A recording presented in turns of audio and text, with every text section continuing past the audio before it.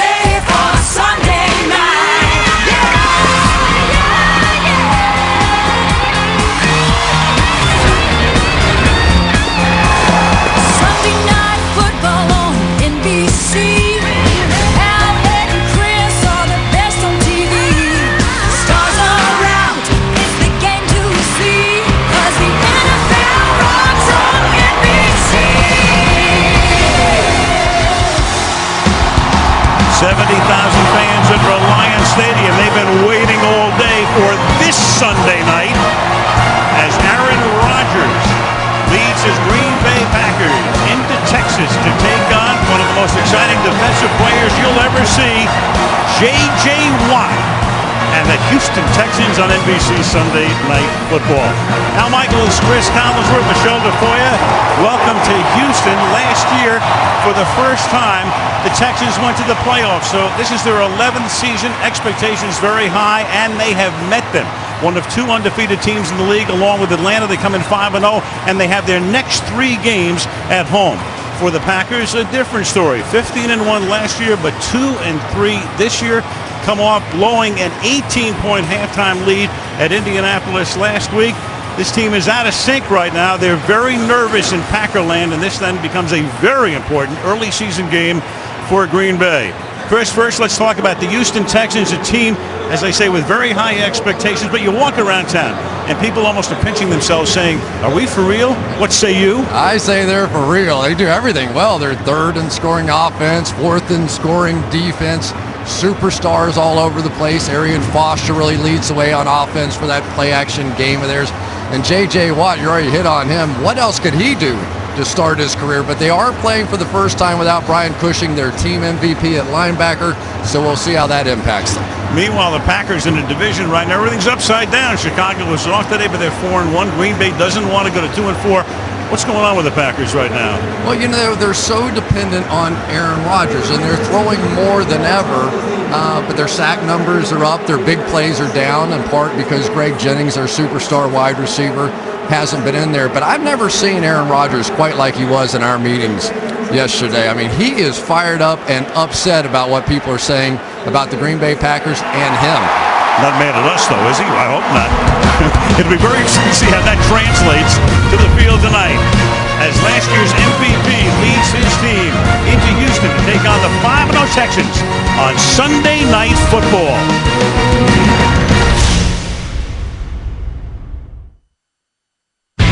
Sunday Night Football is brought to you by NFL Mobile from Verizon, built to bring you the game. By Hyundai, new thinking, new possibilities. And by Geico, 15 minutes could save you 15% on car insurance. Spanish audio provided by Telemundo. NBC Sports welcomes you to the following presentation of the National Football League.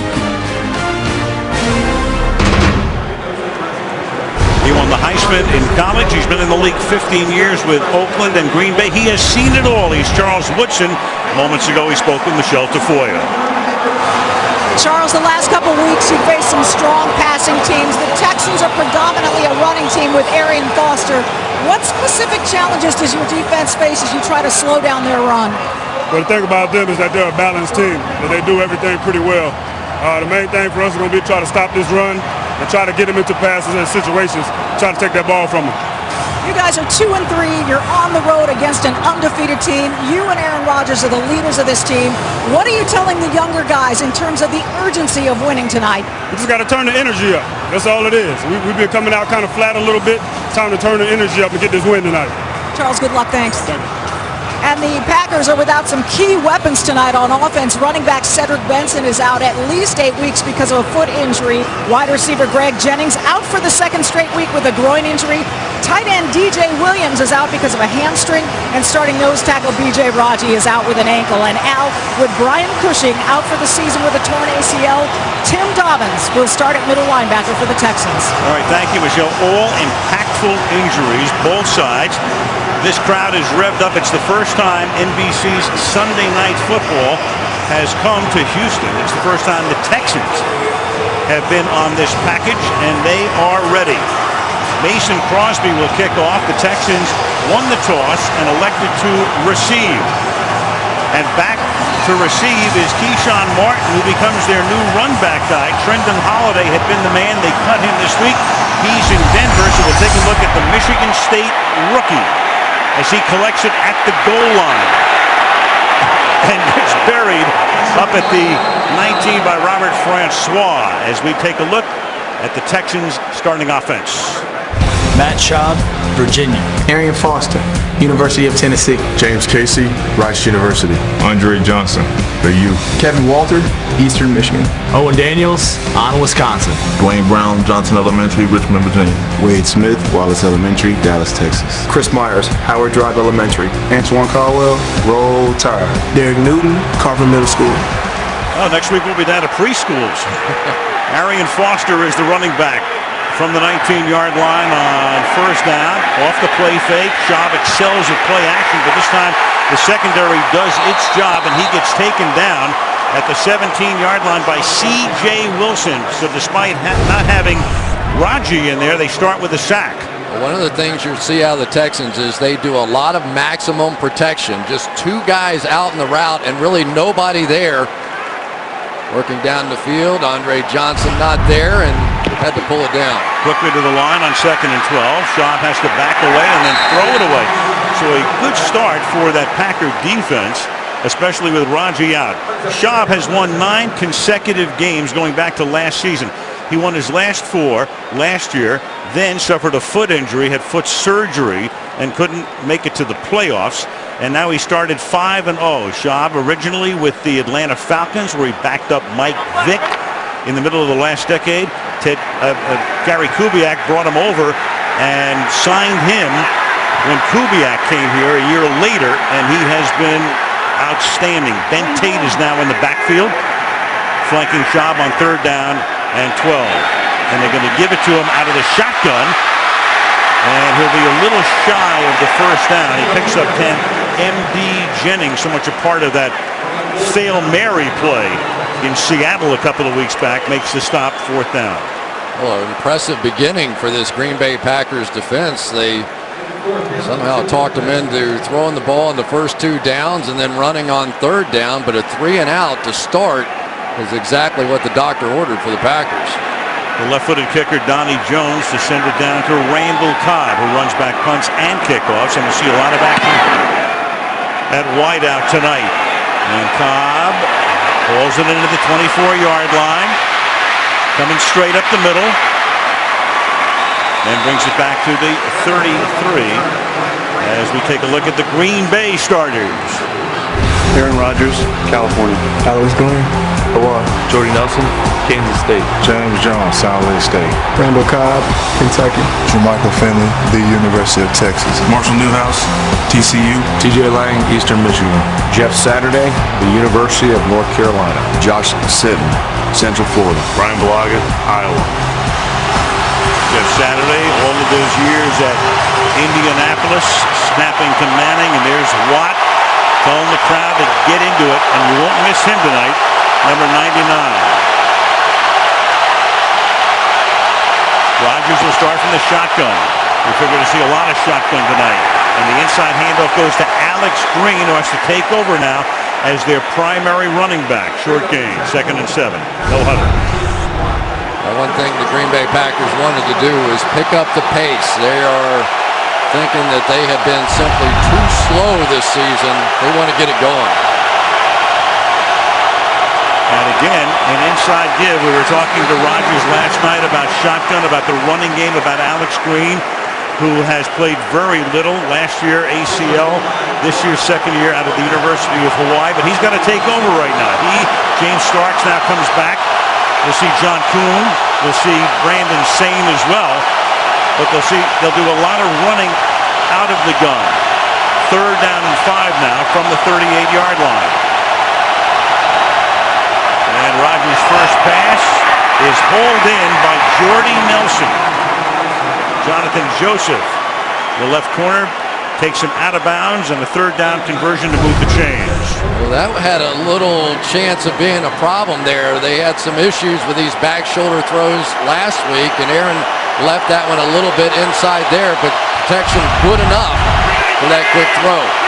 From the 47-yard line, they give it to Green. Big hole over the right side, and Green will pick up 7 yards, taking it to the Houston 46-yard line. One of the things that the Packers wanted to do in this no-huddle hurry-up is get the Texans into their nickel look. In other words, their 4-man front instead of their 5-man front, and run at that.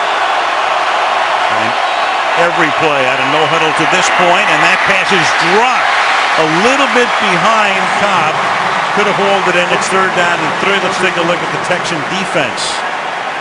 J.J. Watt, Wisconsin. Sean Cody, USC. Antonio Smith, Shaolin Temple. Brooks Reed, University of Arizona. Tim Dobbins, Glencliff High School. Brady James, LSU. Connor Barwin, University of Cincinnati. Kareem Jackson, University of Alabama. Danielle Manning, Abilene Christian University.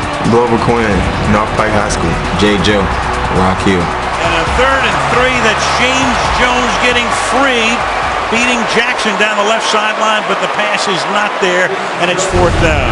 Oh my goodness, they missed one of these last week too, just simply wide open. A beautiful move by James Jones, and Aaron Rodgers missed again. A lot of times, Al, on those double moves, the receiver can't get up to speed quite as fast.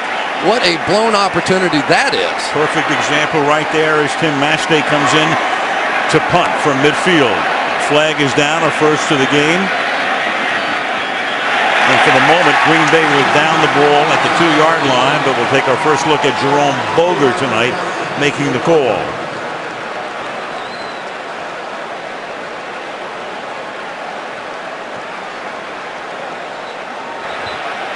Outside. Defense, number 11, lining up in the neutral zone.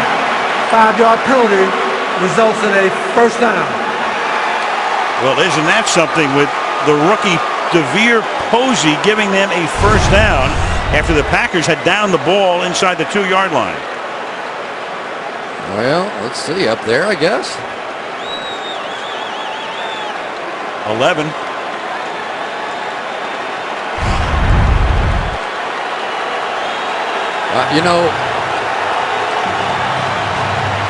Interesting. Well, they called it, and for the Packers, they keep the ball. Had there not been a penalty, the Texans would have been backed up to their own 2-yard line after a near-perfect punt. So now Rodgers gets another shot. They start from the 41 this time out of the shotgun.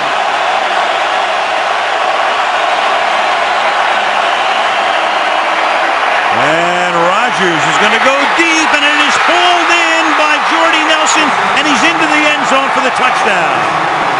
41 yards after the penalty gives them new life. And Rodgers has taken his attitude from the meeting to the field. He has indeed. Let's watch this one from Jordy Nelson. After the release, gets down the field. There is a little separation move right there. Not called, and after missing the one earlier to James Jones, comes back in this one right on the money. You beat the Texans, you're going to have to make these big plays. because they are going to be in bump and run man-to-man a lot. Great start for the Packers. Crosby, extra point. Flag is thrown.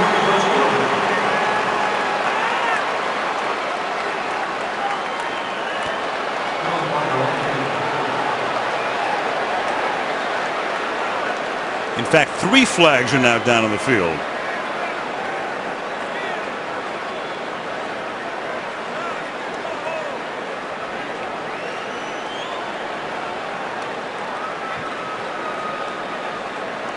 And there is Posey with that offside call, giving the Packers a first down. There are 2 fouls. Offside, kicking team, number 38. Personal foul, unnecessary roughness, defense, number 53. Both fouls will be enforced on the kickoff. That's on Brady James. So not the start this big crowd in Houston was looking for tonight. Rodgers for the touchdown, 7-0.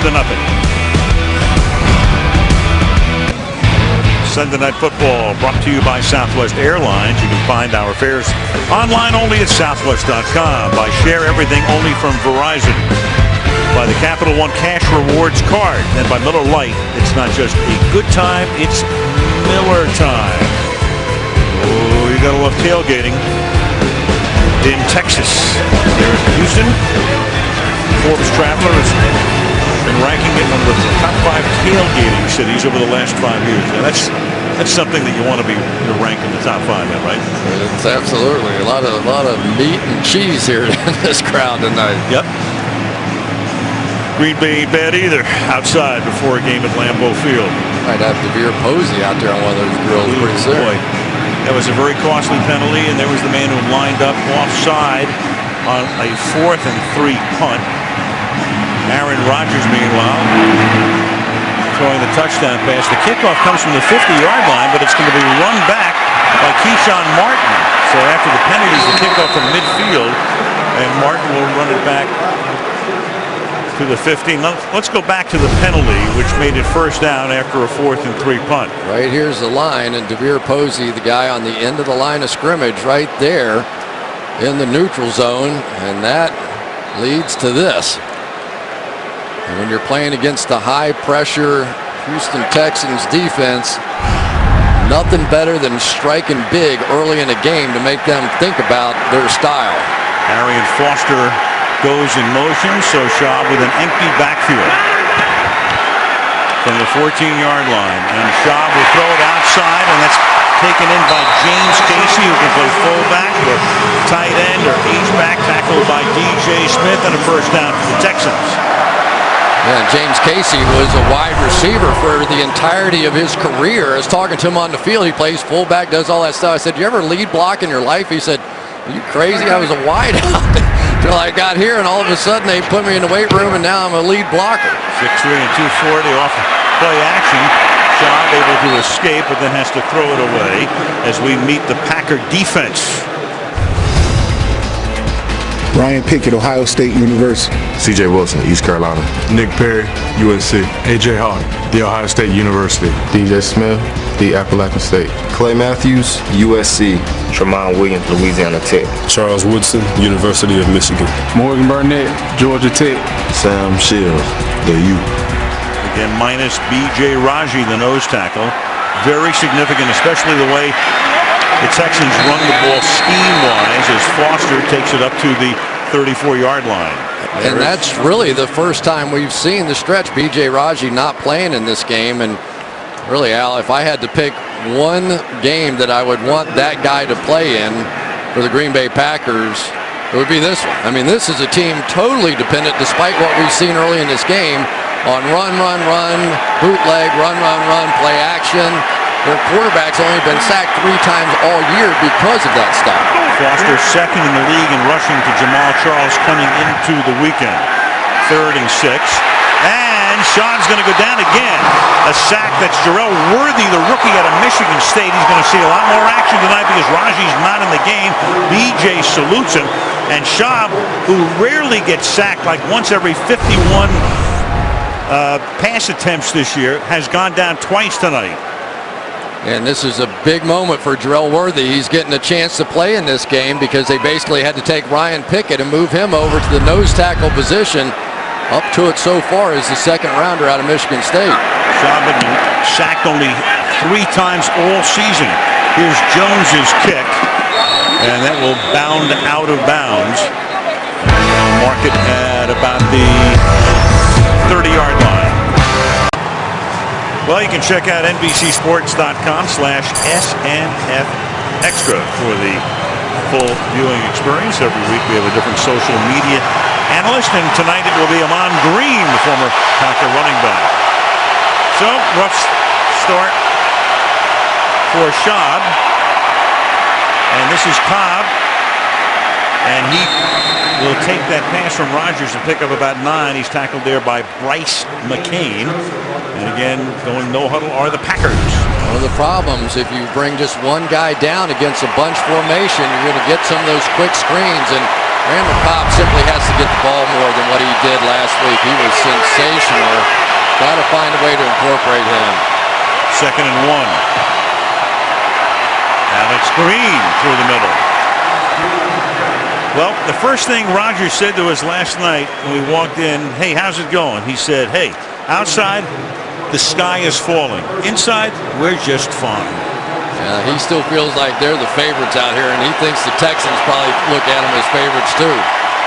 Swings it to the outside, and the catch is made, but the tackle is made simultaneously as Finley, who was a little questionable coming into the game, gets tackled by Glover Quinn.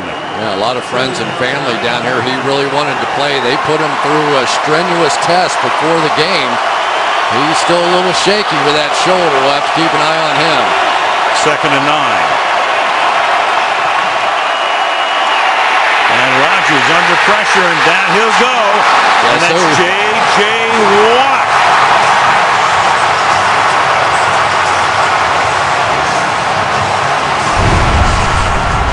Just a little stunt around this way, but coverage sack here. Watch Rodgers, nowhere to go. He just kind of runs into the sack. He tries to escape. Can't blame T.J. Lang. Good job on the outside with these receivers, and play with some of that stuff. That's where Greg Jennings used to shine, and Rodgers was very open about the fact they miss him. Now 8.5 sacks for him to reassume the league lead over Clay Matthews on the other side. On 3rd and 15, Rodgers throws, and it is Cobb at the sideline, holds it in, stays in bounds, makes the catch, and just does get the first down. Perfect pass, great catch, kept his feet in, first down. Well, you better not do too much of this against the Green Bay Packers. Aaron Rodgers, one of the best in the business. His numbers remarkable once he gets outside the pocket, and made the Texans pay for a little over-aggressiveness there. And now it's Green as we go back to the no huddle. After the 3rd and 15 pickup halfway through the quarter, Green Bay on top 7-0. And one big difference for the Texans last year was when they brought Wade Phillips in to be the defensive coordinator. A tremendous improvement.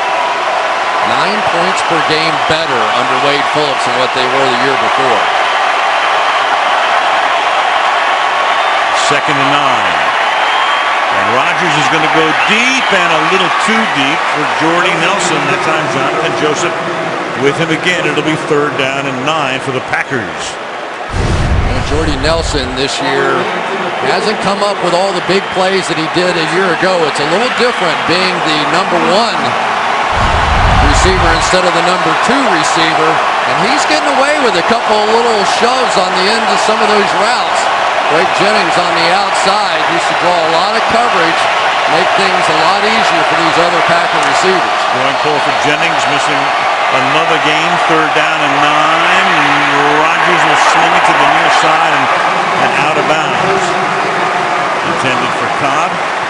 And ball coverage. Excuse me, Al. This back shoulder stuff has been a little bit of an issue for the Packers. Got one intercepted, another one almost intercepted. It's so much their bread and butter of their offense. They run a lot of the streak routes, and then they just go back shoulder off of it. That's the, all right, here we go, back out of there, and people are just sitting on it right now. Match day to punt. And Ricky Martin going to let it go, and that ball will be down at the 3-yard line. So a good punt by Massey to pin the Texans D. 7-0 Green Bay.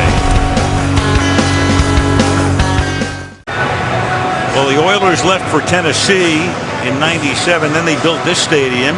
The Texans came into the league in 2002, and there was their first head coach, Dom Capers, who was here for 4 years. And then he was gone, and Gary Kubiak came in. So only 2 coaches in the 11-year history of this franchise. From the 3-yard line on first down, they'll run the ball here with Foster tackled by Matthews after a gain of a couple. Clay Matthews working against Owen Daniels and just played this one perfectly. Watch this.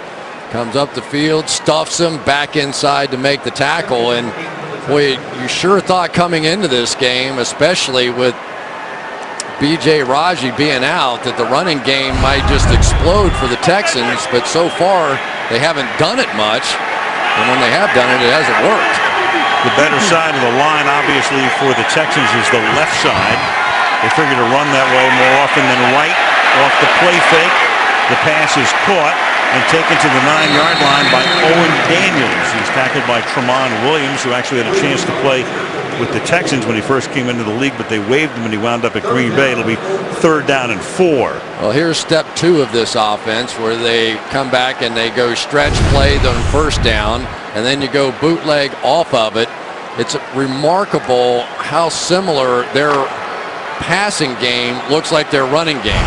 They do the exact same thing with their running game when they make a play, then they play fake, exact same thing with the passing game. For a lot of Shanahan's Denver offense here, it would figure with Kubiak on Mike's staff, and you got a flag here for a false start. False start. Offense, number 76. 5-yard penalty. Still 3rd down. Dwayne Brown, left tackle, and he's a good one. 5th year out of Virginia Tech. Their 2 best linemen would be Brown in the center, Chris Myers. Now here's where you have to be a little bit careful, though. Now you know what's going to happen. Dom Capers might try and go put some points on the board with his defense. Pressure likely here. Looks like from the top of the screen. Last year, very proficient with the Packers in takeaways. And the pass is caught, and that's Andre Johnson, who's able to get away and pick up the first down. So the veteran beating Tramon Williams, Andre Johnson, drafted in the first round in 2003 in his 10th year as a Texan. Now, Andre Johnson right up here, maybe not as explosive as he once was, but I've seen him be much more physical here lately. He seems to really enjoy against some of these smaller corners, just pushing him around, not illegally, but just getting physical, getting the separation. Huge play to get him off the goal line. Johnson at 6'3" and 230. First down to the 17-yard line. They run that left side again with Foster to the 19-yard line. Look at this, leading the league. Arian Foster a couple of years ago led the league in rushing. May do it again this year. He's 2nd right now. Schaub in 2009 led the league in passing yards. And Andre Johnson in 2009 led the league in receiving yards. And not very often when you see a team with 3 guys, all who have won some sort of an individual title. Yeah, and if they'd all stayed healthy last year, they might have won a Super Bowl. Right. 2nd down and 8. Man. And tripped up is Matthews. Matthews beating Brown and coming in there to knock Foster down and setting up a 3rd down and long. Well, you know he's the sack leader coming in, but so far he's destroying the Texans with his ability to stop the run. Well, Gary Kubiak was certainly impressed with him. He said, I've been watching guys for a long time, and you don't see many people playing at the level that he is right now. He is a terror in all facets of the game. And you can't miss him with the flowing mane. On the other side, you got J.J. Watt. Can't miss him either, especially wearing number 99. 3rd and 10. Guess what? Pressure on. Matthews gets there to break up the play because Schaub just had to dump it off because Matthews was in his face. It'll be 4th and 10.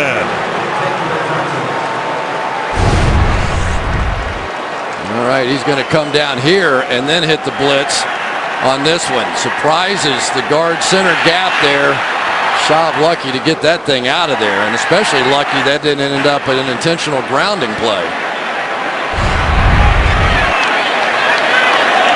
So Jones into punt, already 3 punts for the Texans in the opening frame.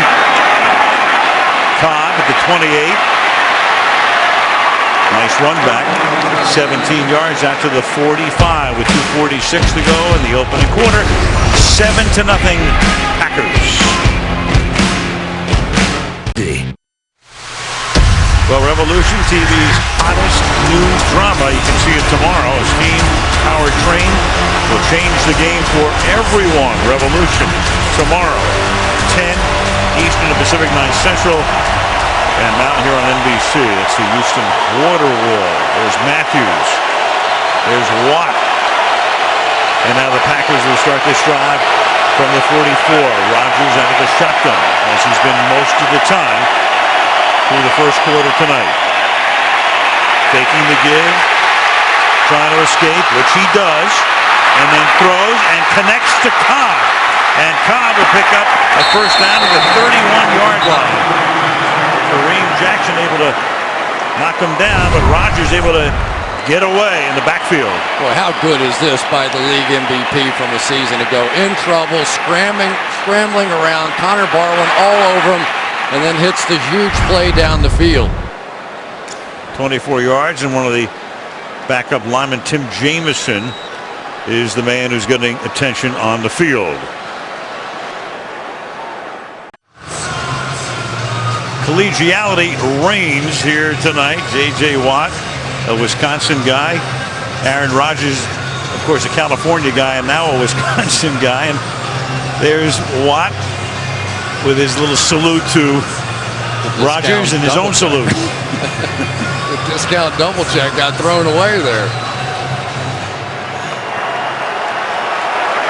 So the two guys having a couple of laughs during the commercial break, and now ready for serious action. 1st and 10 after Jamison was helped to the sideline, the injury timeout from the 32-yard line. Rodgers slings it to the left side, and that'll be caught there by Jones, who breaks away for extra yardage to move the chains. Got away from Kareem Jackson, the cornerback. First down.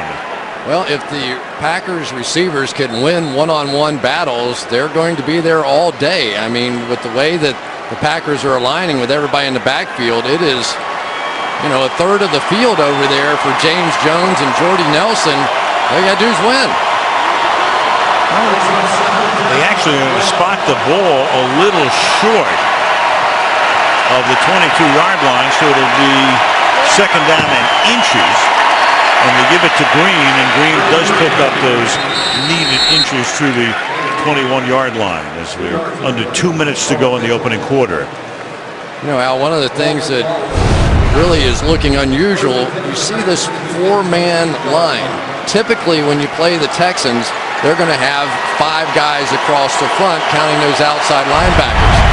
The Packers felt like that opened up more space for them to run the ball out of that look, and they're taking advantage of it. From the 20-yard line, play fake. Rodgers has to scramble away, gets out of the pocket and throws it away. Chased by the outside linebacker, Brooks Reed. Just a completely naked bootleg here, and you're counting on a young player to come down the line, but he reads it perfectly. Nobody out there to block him, and the quarterback knows you better get your head around fast, because if you don't fool Brooks Reed, you got to get rid of him. 2nd and 10.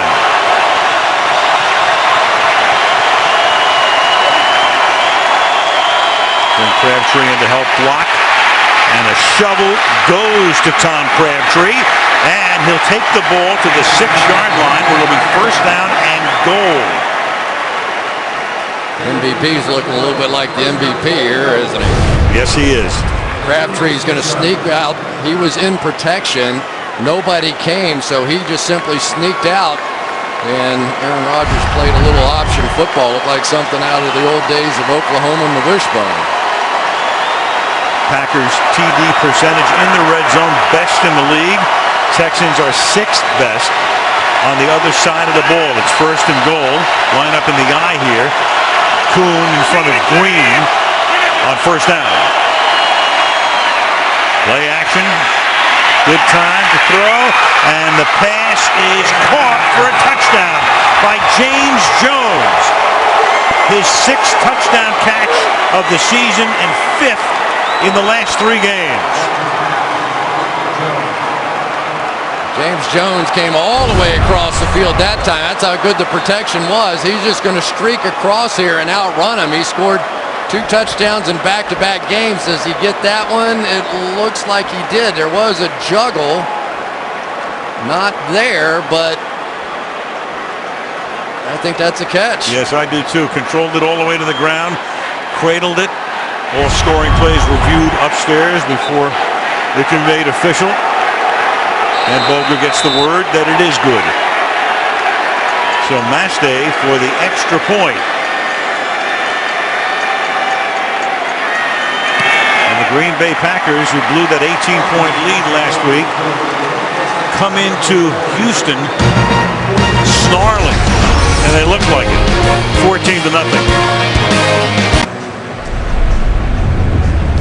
Last year's MVP, Aaron Rodgers. That's a season for the ages. 45 touchdowns, 6 interceptions, phenomenal passer rating, and there are his numbers through this season.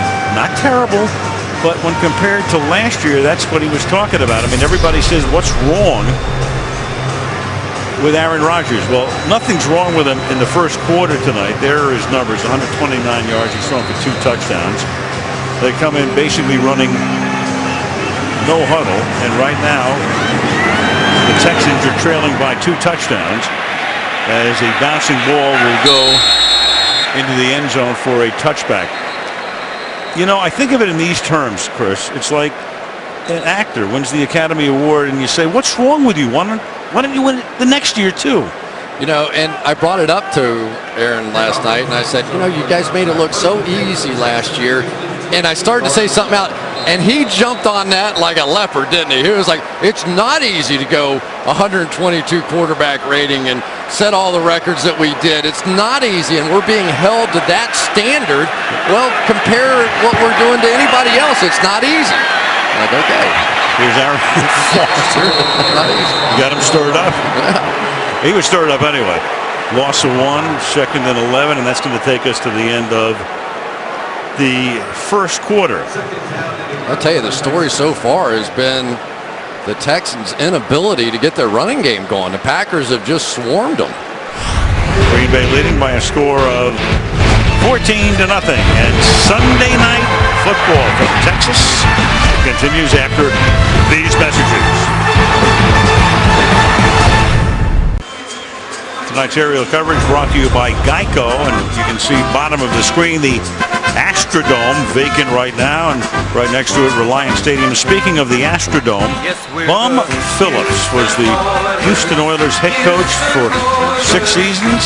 There he is at the age of 89, the native of Orange, Texas. I used to hate that song. You still They come down there and kick us, and we just listen to it all day. So the Miami Dolphins, they thought it was their song. Andre Johnson makes the catch, and that's going to be enough for a first down. Gain of 11 as we start the second quarter. Al Michaels, Chris Collinsworth, Michelle Tafoya in Houston. Interesting to see if the Texans and Andre Johnson a little shot to the nose or something, but whether or not they can stay with this running game. Nobody has been more consistent staying with the run than this team. Over 30 carries per game in every game. Before that graphic goes away, let me just make mention of the fact that only 6% of the time coming into the game have the Texans trailed, and now they're trailing 14-0 through the quarter. You got a flag here after Foster takes the ball out to the 36-yard line.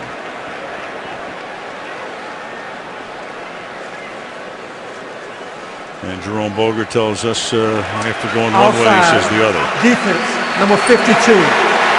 5-yard penalty. Replay, first down. That's Clay Matthews. Watch Wade Smith right here and the block that he does on Ryan Pickett coming down. This is why a lot of teams just simply hate playing against the Texans in this stretch play. They are going to torture those down linemen. It's a legal block. You're allowed to come down and block as long as you get that head in front, but It is something that keeps defensive tackles dancing. Andre Johnson went out. Now he's back in. First down and 5. And then falling down was Arian Foster. And you've got Nick Perry who goes down. So with all of the injuries they have with Raji leading that charge, and now you got Nick Perry, who's the rookie outside linebacker, #1 draft choice out of the University of Southern California, holding his knee, and that's enough to get Mike McCarthy to come out to take a first-hand look. Wednesday nights on NBC. Check it out, Chicago Fire. Every day they save the lives of others and take care of their own. Chicago Fire, Wednesday nights, right here on NBC.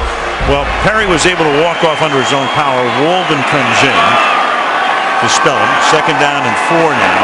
And this is Ben Tate, the backup back, and Ben Tate doesn't go anywhere. Ryan Pickett is right there, the 6'2", 340-pounder, 12th year in the league, former St. Louis Ram. Now, this field is kind of an interesting thing, and there's Nick Perry over on the sideline, and you could see when he got blocked and then tried to reestablish that left leg, kind of slipped. But they bring in trays of grass. They're like 6 foot by 6 foot, and there are little seams out there. And a lot of players aren't too crazy about it. On third down and 3, and that is caught by Kevin Walters. So a third down conversion gives the Texans the ball in Packer territory at the 46-yard line. Old reliable Kevin Walters has been doing this for a while.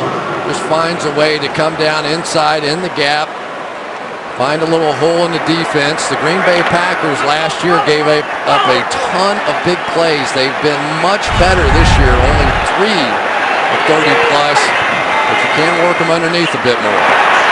And under pressure, that is caught. Reaching down is Owen Daniels to make the grab, and he takes it to the 31. You had Matthews coming in, and Schaub had to get rid of it in a hurry. The pass was low, but the catch was made, and that's a gain of 15. Now, Dwayne Brown's a good player, but Clay Matthews is making him look bad. He's trying to engage him early, and I'll tell you, Matt Schaub does a great job of getting that thing out of there. That was instantaneous pressure, and they got a positive play out of it. Clay Matthews does not want J.J. Watt to retake his sack lead. To the 31, deepest penetration for the Texans, and out of the outside, trying to pick his way through the traffic, unable to, is Arian Foster. What a story he is. Played 4 years at Tennessee, didn't get drafted, had a pretty good career there, especially a good junior year. So then they signed him as a free agent, and in his second season winds up leading the league in rushing. He's also a great receiver, reminds you a lot of what LaShawn McCoy does for Philadelphia, what Ray Rice does for Baltimore, is what Foster does for this team. Describes himself as flowing like water. He just is very smooth. Like Marcus Allen, maybe, kind of a guy, just looks effortless, and patience wins. Second down and 9, and again the pressure is put on, and the pass is incomplete, but a flag is thrown, intended for Walter. You had Sam Shields covering. They throw the flag. Meanwhile, Schaub goes down as he gets rid of it under heavy pressure again, and the call is going to go against Green Bay. Pass interference. Defense, number 37. Foul to foul. Automatic first down. Well, a couple of little fouls as he goes. Sam Shields, you'll see him give a little grab here. And then at the very end of this thing, sort of up over the top, I guess they called the grab that happened earlier, but they marked the ball down at the 4-yard line. So it's a 26-yard penalty. You got Casey in the fullback spot, fronting Foster on first down. And they give it to Arian Foster, and he will get 3 of the needed 4. So it'll be second down and goal from the 1-yard line. Well, one thing that you have to worry about with this offense is the ability to bounce these plays outside. The Texans clearly, when you look at their numbers, much more efficient running outside the tackles, and so Clay Matthews is having to play a little wider out there when that run's coming at him, and they're finally finding some holes inside. Second down and goal. And to the outside and into the end zone goes Arian Foster. Flowing like water for the touchdown.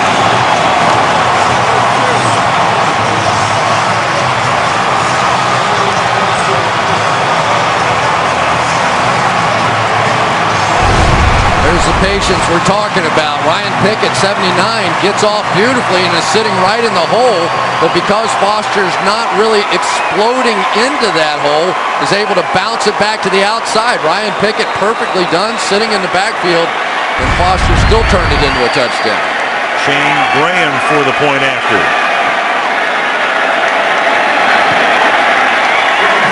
Takes them 9 plays, 6 of them on the ground, 3 passes, 80 yards, and 13 to the half, 14-7.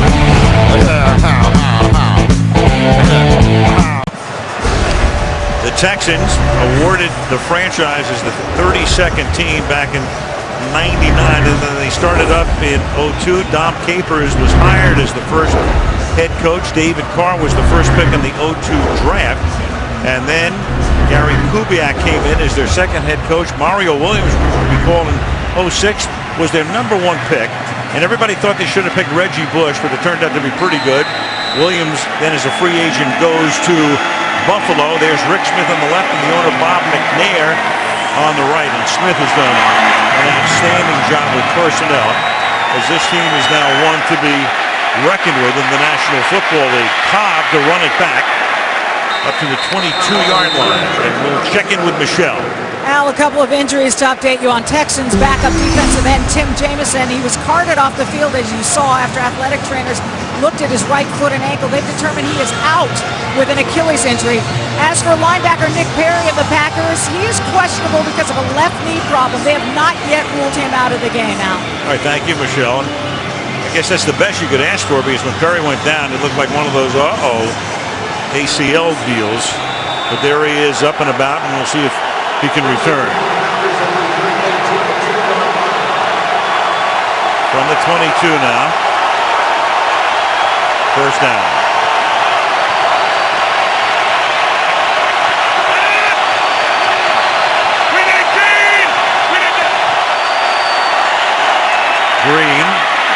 Green with some good running, and Green's a guy who's going to see a lot of action because you've got Cedric Benson on the injured reserve list, but that injured reserve list, the one where he can come back after 8 weeks. There, of course, is the missing inside linebacker Brian Cushing, hurt last week in the Monday night game at the Meadowlands. Will have ACL surgery soon, but done for the season. Second down and 2, and the pass to the outside is caught by Nelson, but appears to be short of the first down. Tackled there by Jonathan Joseph. And Boger taking a look at the change, and they'll mark it as a 3rd down and inches. You know, Al, getting back to Brian Cushing just for a minute, he is a guy that I think it's already showing up a little bit with the way they're running the football out here. He was a linebacker that, was a tremendous pass rusher whenever he wanted to go forward. But probably the most important element of his game for this team was his ability to cover one-on-one backs and tight ends coming out. And without him out there, a little short, Brady James, Tim Dobbins, they're good, but they are not close to Brian Cushing, who was voted MVP in this team by his teammates. Only good news about that is both Dobbins and James have played under Wade Phillips' systems. Dobbins in San Diego, and Wade was the defensive coordinator, and James in Dallas when Wade was the head coach. But this is Brady James kind of football right now, this short yardage stuff. He is a guy that loves coming downhill and being physical, understands what's going on, the signal caller now. This is the way he likes to play football here. 3rd and inches. Green is the running back. Rodgers will keep it himself and will be able to angle his way over left guard. It looked like he initially stopped, but just kept on leaning, and apparently has picked up the first down, and has. That's called running to darkness right there. There's only one guy over here, and he ran right at him. I thought he was going to go the other way, and he got it anyway. Stopped initially, but kept on moving forward. Has the first down. Comes up in the gun now with 8:45 to go in the half from the 32. And this is Green, and Green gets tripped up just past the line of scrimmage. Tackled by Brooks Reed. Well, if you're wondering why they're running so much, here is a safety, Glover Quinn, right here. So they're constantly running at him. They're double teaming the defensive tackle in front of him and then forcing Glover Quinn to make a decision. Does he go left or right? That time he went to his right. Back goes the other way. 2nd and 10.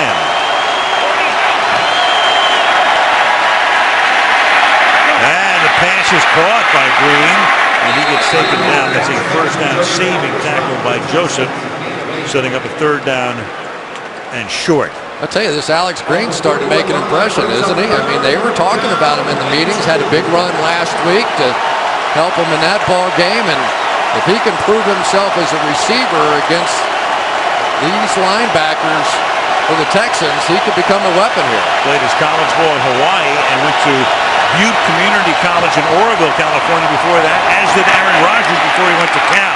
And Jordy Nelson makes the catch, tackled by Joseph, and it's a first down for Green Bay. Well, the more they've shown the ability to run the ball, the more single coverage they're getting on the outside.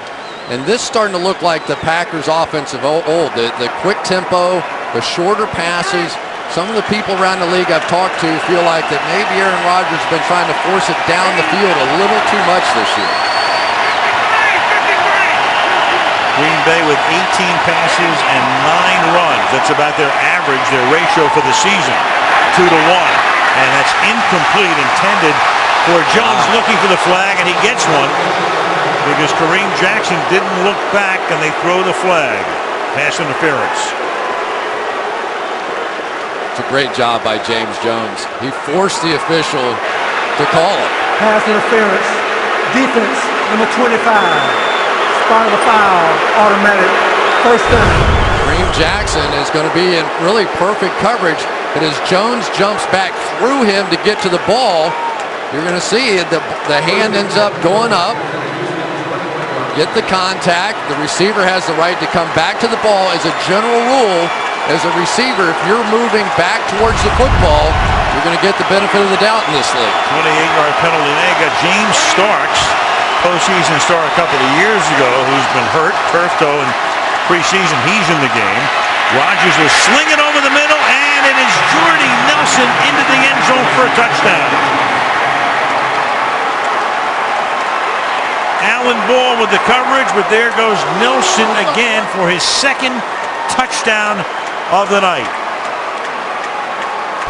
First of all, absolutely perfect protection up front. When you give Aaron Rodgers, the MVP, this kind of ability to step up and give him the one-on-one looks on the outside, you're going to get these kinds of results. They had the inside receiver clearing out. Jordy Nelson with all kinds of field to work and goes up and makes a strong catch. 3 touchdown passes for Rodgers with 6:45 to go in the first half. And the Green Bay Packers to answer that Texas touchdown with one of their own. Back up on top by 14 again in Houston. Join the NFL and the American Cancer Society and support the Crucial Catch campaign.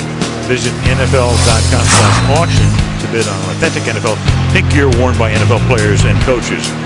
Well, there is Rice Stadium, home of the Rice Owls, but Super Bowl VIII was played there with Miami winning back in '74.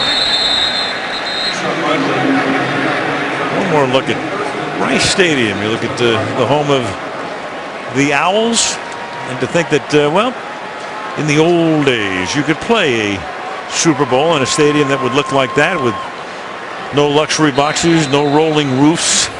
Yeah, I remember when the Astrodome was the 8th wonder of the world, too. Right. now it looks like a toy over there. It does. Well, you drive up to this Reliance Stadium, and the Astrodome looks like a pimple. The ball is the 20-yard line, first down.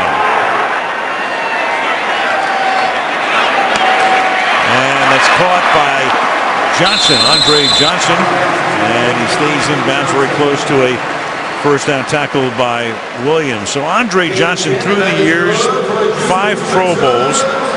He's on his way to 10,000 career yards.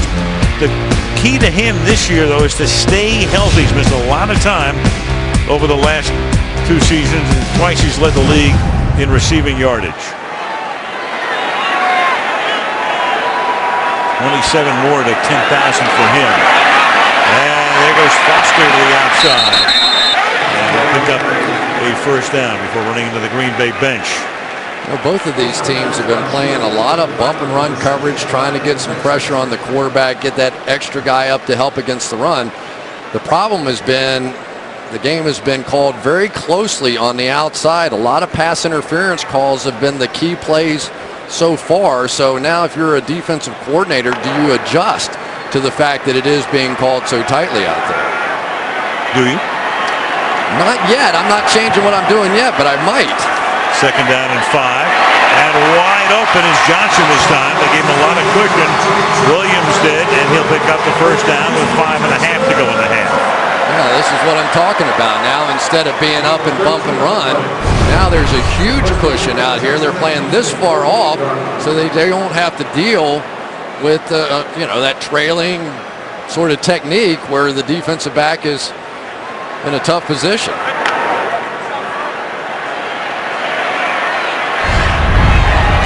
Four catches for Johnson tonight for 47 yards.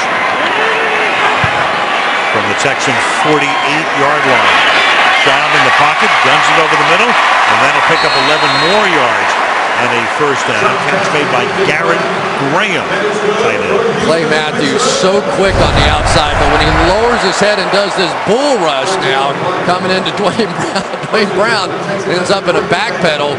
Able to re-anchor, though, and hold up. A lot of guys, a lot of tackles in this league would have gotten run over with that shot. Shot 9 of 12 for 108. Here goes Foster. Nothing there. A little bit there. To the 38 he goes.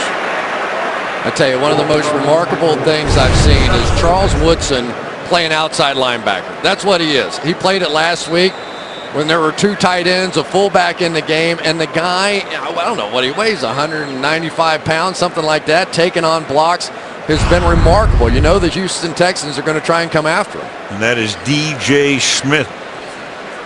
Oh, boy. Linebacker for the Packers with the injury timeout. Monday, right here at Reliance Stadium. James lost his mom to breast cancer. So, of course, the league all month long tickled pink. Second down and 7 after Smith came off the field, and we got Ben Jones moving here. False start. Offense number 60. 5-yard penalty. Still second down. And I can take a look at there is Smith on the table. What happened to him?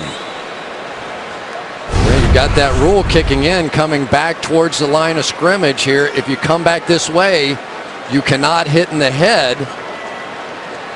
And it looks like a shot to the head right there. No foul called. Of course, Brian Cushing injured on the same sort of play last week by Matt Slauson, but he went low.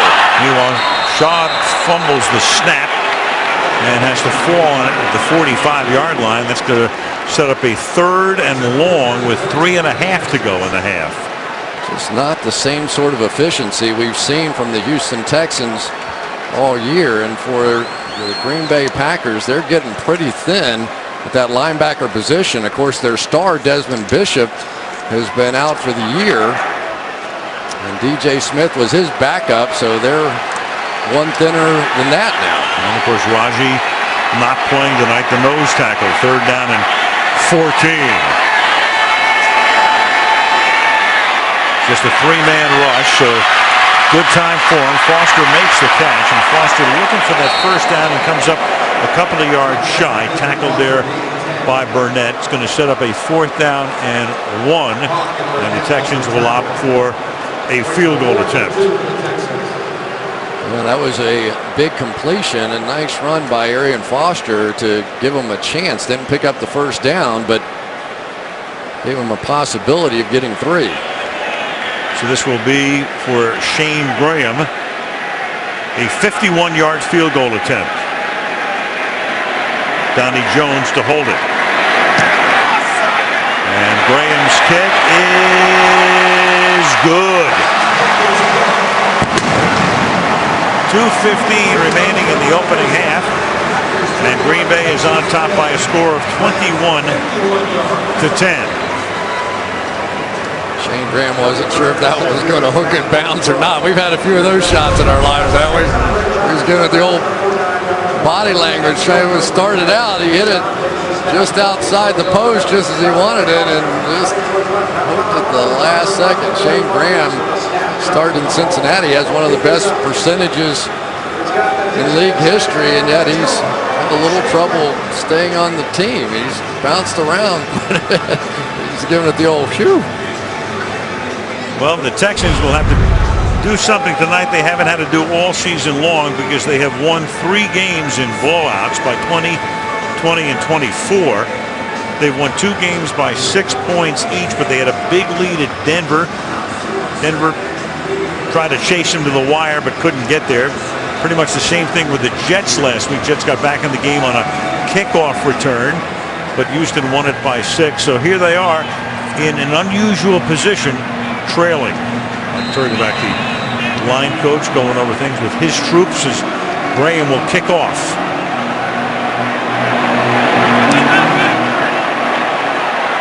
Packers with all of their timeouts as we head to halftime. And Cobb will get met by Ryan Raymond. Second time tonight, Raymond's made a tackle on a kickoff return. You don't see somebody as athletic as Randall Cobb get hit that flush very many times. That'll slow you down returning those kickoffs. That's perhaps the wildest thing in football. Bringing a kickoff at full speed off your goal line as every one of those kind of animals are coming full speed at you. It is a bit of a rush, believe me. So Rodgers with a big first half takes over at the 16-yard line. And Green will be taken down after a gain of a couple, and that will take us to the 2-minute warning at Reliance Stadium. Green Bay 21, Houston 10 on Sunday Night Football. The Toyota halftime show coming up. Giants win big in San Francisco. And the Ravens edge the Cowboys. Bob will talk about the rise of the rookie quarterback. There'll be a little RG3 in there on the Toyota halftime show. 2nd and 8 with 2 minutes to go, and that'll be a first down. And stepping out of bounds is Jermichael Finley, playing with a sore shoulder and been fairly quiet tonight.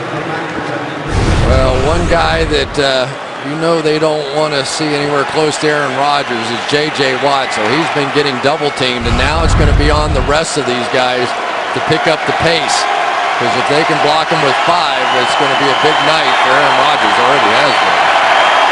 From the 29, and Rodgers, who can run very well, a little example right there to the 45-yard line he goes.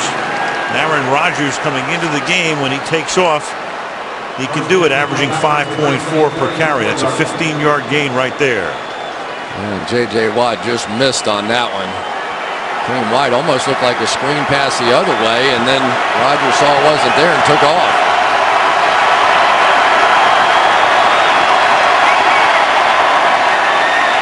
And Rodgers with good protection. That time the pass is underthrown, intended for James Jones on the outside. 2nd and 10 with 1:18 to the half. Yeah, another one of those back shoulder kind of throws, but it was what they call a 2-man coverage. So the corner has no responsibility deep, so he can just ride underneath James Jones and take that throw away. I think Aaron Rodgers just threw that one away.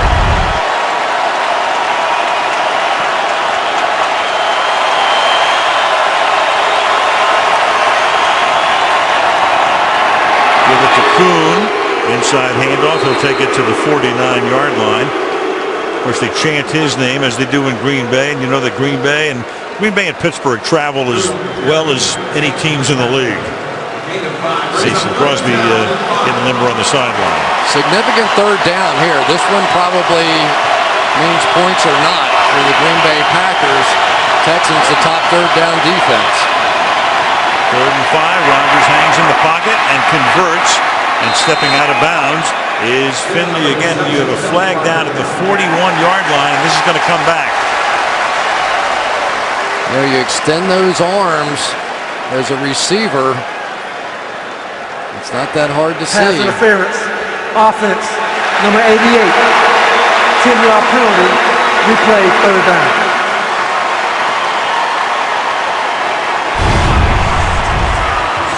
There we go, right here. Working against Glover, Quinn. See the push. And that hurts. Now you're back and need a play here just to keep from punting the football. 3rd down 15 from the 39 with 44 seconds.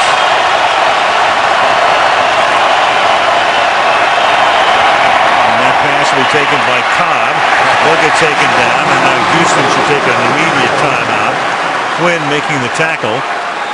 And it's 4th down and 8. And I don't know why the Texans are not taking a timeout here. They can't even decide if they're going to go punt or not. They better call timeout now. Well, Rodgers end up making it 4th down and 2. Made it look like they were going to timeout Houston. Run the play, which I doubt seriously they would have. Well, I'm glad they're laughing about it. Well, Rodgers can laugh about it because I don't know why the Texans didn't take a timeout. Yeah, he was. It's 4th down. You're going to punt. You know you're going to punt. Well, he had them scrambling around and trying to decide if they were going to go send their punt return team out there or leave their defense, and all the confusion almost allowed them to run out the half. Well, if nothing else, you take a timeout anyway. It's going to be 4th down and 8 if you're the Texans to save time. And now McCarthy's actually talking about, I think, that call on Finley. He's talking about something else. But on the other side, and if you're the Texans, you have to take a timeout there. Yeah, well, I mean, you're going to get the ball back, inside the 20 somewhere, and they probably would have opted to not run it anyway or taken a knee or whatever. So, never know. And now match day will come in to punt, but that cost them somewhere between 15 and 20 seconds. And they had all of their timeouts, so there goes the opportunity in all likelihood to at least move the ball into field goal range. And Green Bay will also be getting the second half kickoff.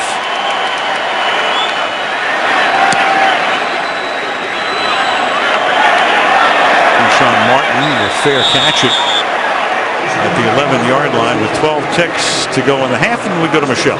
Wow, I told you earlier about linebacker Nick Perry, questionable with the left knee for the Green Bay Packers, and now DJ Smith with a right knee, also doubtful. He was carted off the field. It does not look good for DJ Smith. And I'm not so sure that shouldn't have been called a foul on Dwayne Brown coming back towards the line of scrimmage. The blow helmet to helmet. That's what the new rule is supposed to be all about. Brad Jones will take his spot. Good half for Rodgers, 15 of 21 for 187 and 3 touchdowns. And now from the 13-yard line, the Texans will end the half on a Foster run to the left side. And that's the end of the opening half. Crowd not happy with the clock management at the end of the half. And now, who's going to take a timeout here?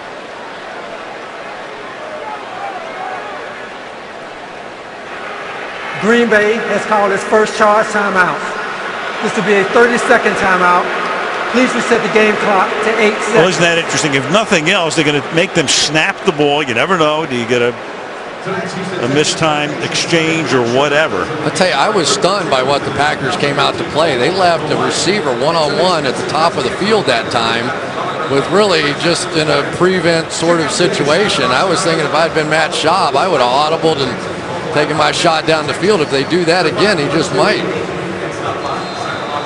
Green Bay's going to make the Texans go all the way to the end here. Clearly the Texans just running out the clock with 8 seconds. It's out there again if he wants to take a shot. Nope.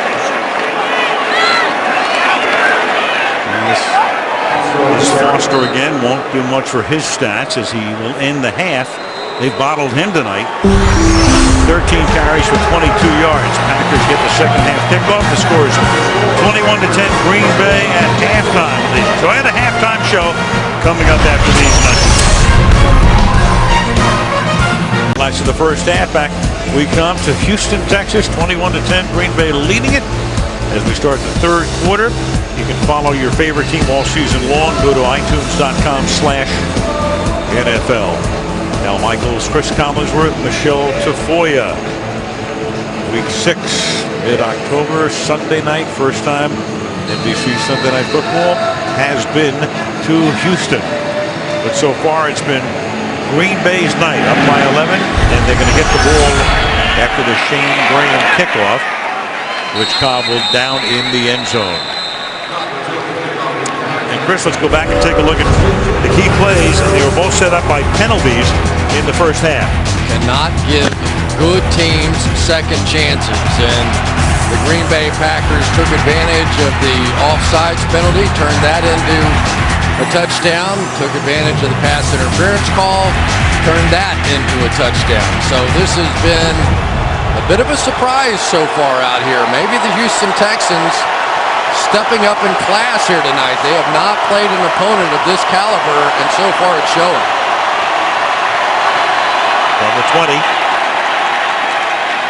Here's Green. I was thinking, coming into the game that there's a very big game for the Houston Texans for the franchise. Sunday Night Football, undefeated, taking on Green Bay, but in a way, a bigger game for the Green Bay Packers. Had to have it, and they're playing like it. I mean, this is what good teams do. They had one game taken away in Seattle. They blew a big lead last week, and I'm sure that was part of the conversation at halftime. 2nd and 7.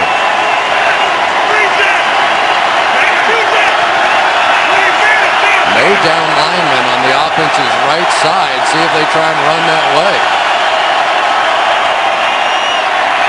Rodgers throwing and threads the needle to Cobb. Penalty.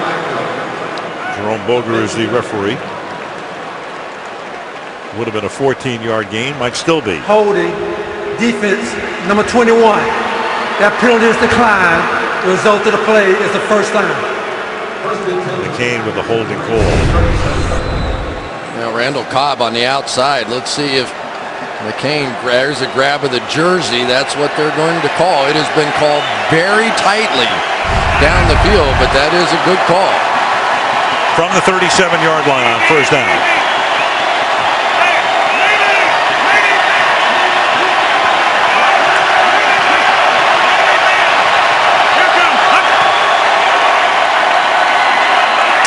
Nothing doing.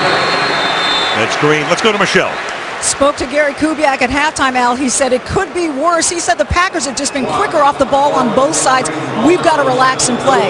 Mike McCarthy told me that the losses of his 2 linebackers, Nick Perry and DJ Smith, they are both out for the night. They are done. But he said he's got a lot more available. They have 7 more up tonight, Al. And he said this won't affect our defensive game plan. Well, thank you, Michelle. We'll find out about that with Raji also out of the game.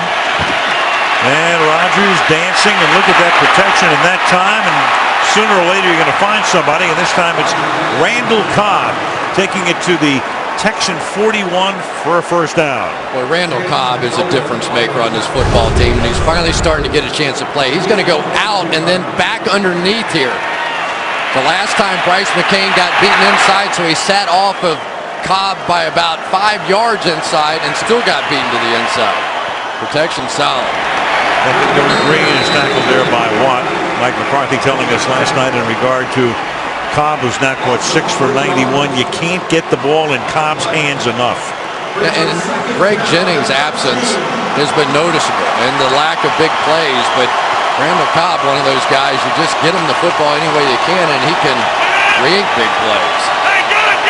Second and 13 after that loss of 3.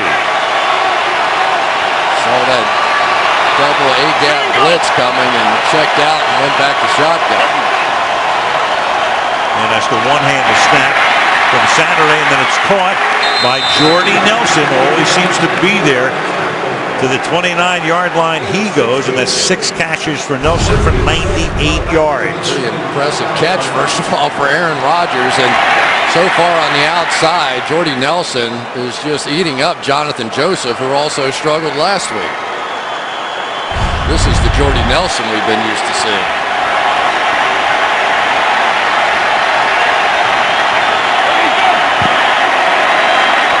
Green, who's averaging about 3 yards a carry. This time he picks up a little bit more than that. Tackled by Kareem Jackson.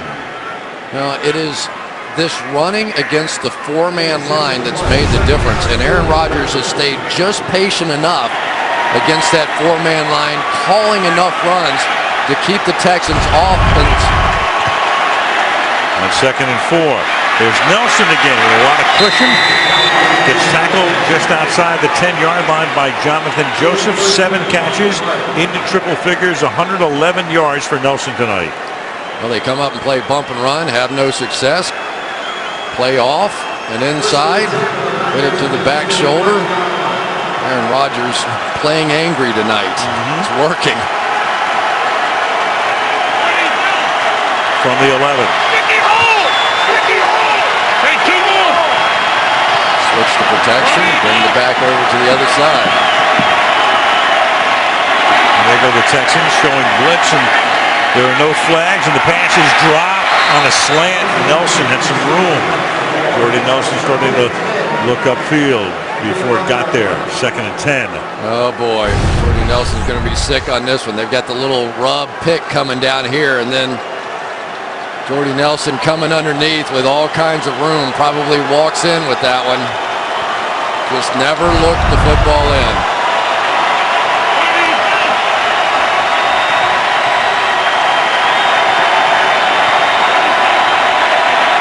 On second and 10. And Rodgers escapes. The flag goes down, though, and Rodgers will get into the end zone pending the call here. So Rodgers does his celebration, but let's see who the call is against. Holding, offense, number 74. 10-yard penalty. Holding the celebration. Marshall Newhouse with the holding call. Marshall Newhouse got beat so quickly on this one. He basically had to tackle Connor Barwin coming around there. You can see him with the arm wrapped around his waist, and at the end of this thing, Aaron Rodgers giving it the emphatic championship belt salute, and the fans giving it back to him because they could see the hold behind him.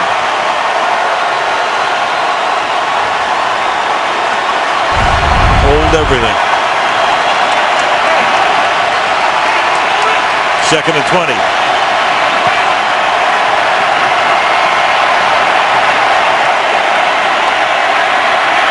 Over the middle, and incomplete. Dropped by Finley. That's nothing doing Green Bay. Glover Quinn with the coverage on the play. It'll be third down and 20. Boy, it is getting to be an epidemic here for Michael Finley. I know he's got the bad shoulder, and believe me, we've all played with injuries, and it is tough to catch the ball when you're hurting, but he is hurting the Packers with those drops this year and last. Greg Jennings can only hold his head on the sideline. Third and 20. And over the middle, and that's knocked down at the last moment. Intended for Finley and knocked away by Glover Quinn. Fourth down. Beautifully done by Glover Quinn that time. Gets his head around late and ends up making this play. Right there, perfect coverage. And if he could just make the catch there, might have saved his team a big 3 points. They do like the fact that all of their guys, Danielle Manning, Glover Quinn, Kareem Jackson, Jonathan Joseph, all cornerback types in that secondary, gives them a lot of different options. 39-yard attempt by Crosby is good. There's a flag down here.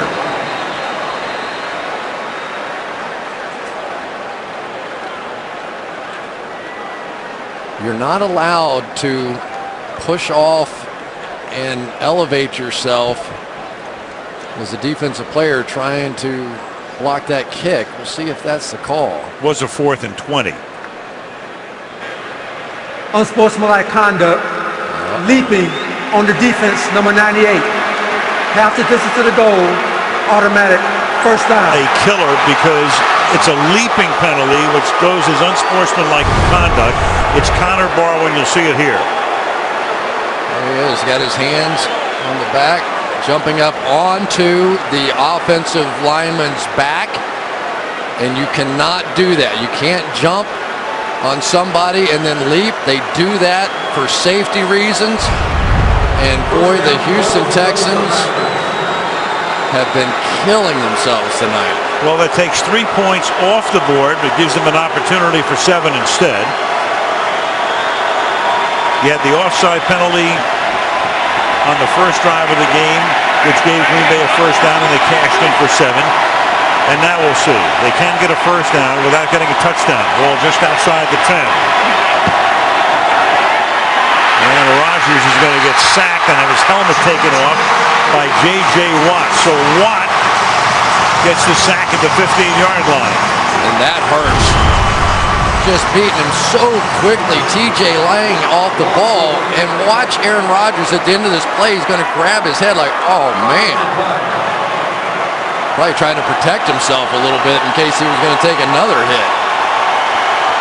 J.J. Watt as advertised so far tonight. 2 sacks for him tonight. Leads the league with 9.5. Second down and 14. And Rodgers, with that play clock going down, will take a timeout. Crowd roaring. Green Bay by 11. Consensus, Andy Dalton, who we'll see next week. The Bengals quarterback went to Katie High. Second and 14 after the timeout by Green Bay. And here they come, and the pass to the outside is incomplete. Randall Cobb could not hang on. 3rd and 14 upcoming. I think the Packers have just decided that they're not going to let J.J. Watt beat them anymore. They're going with the double team / triple team. Had a back in there, and not this time. You could start swatting them, but you're not getting there. It's interesting what he was saying about that, right? If he doesn't get there in the first second, he knows he's not. So that's when he starts looking to knock balls down. 3rd down, 14.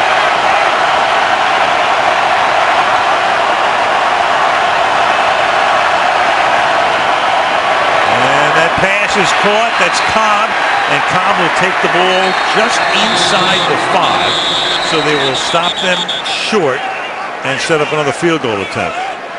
And well, who knows what's going to happen at the end of this now with a flag coming in. This is against the Texans. Yep. And Jermichael Finley is signaling it After is. the play was over, personal foul, unnecessary roughness, defense, number 38, blow to the head, half the distance to the goal, first down. Danielle Manning, who's been around a long time, and you would think would know you can't do it. Bottom of the pile, there it is. All right, now that's great. You're going to fight. You're going to hit him in the head with a helmet on. What does it do? You might as well have given him a kiss. Kiss of death. Oh my, I've never seen the team self-destruct like this. Well, it's first down and goal. The Packers have another shot. Schaub pacing with frustration on the sideline from the 2 now. They give it to Green, and Green will take it to the 1-yard line. So they've got to stop him again. This time it's Manning making the tackle, coming up from the safety spot, 2nd and goal. Danielle Manning fired up, but that's how you should play the game right there, with good hard hits.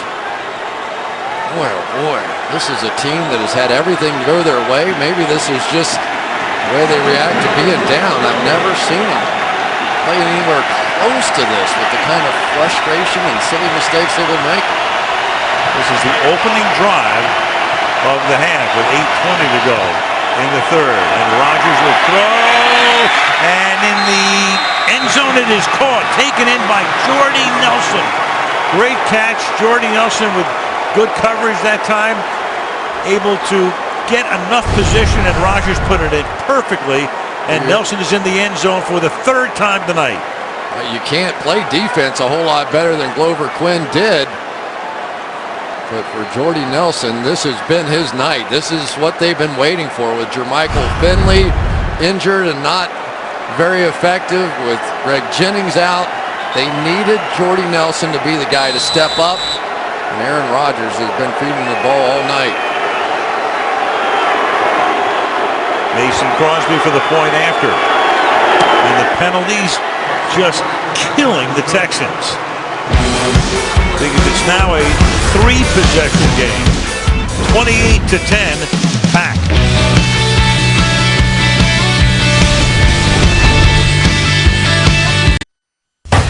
This Saturday, two of the nation's top defenses collide in South Bend as the Irish host Brigham Young on Notre Dame Saturday, 3:30 Eastern on NBC. Starting to get interesting in South Bend, isn't it? Very.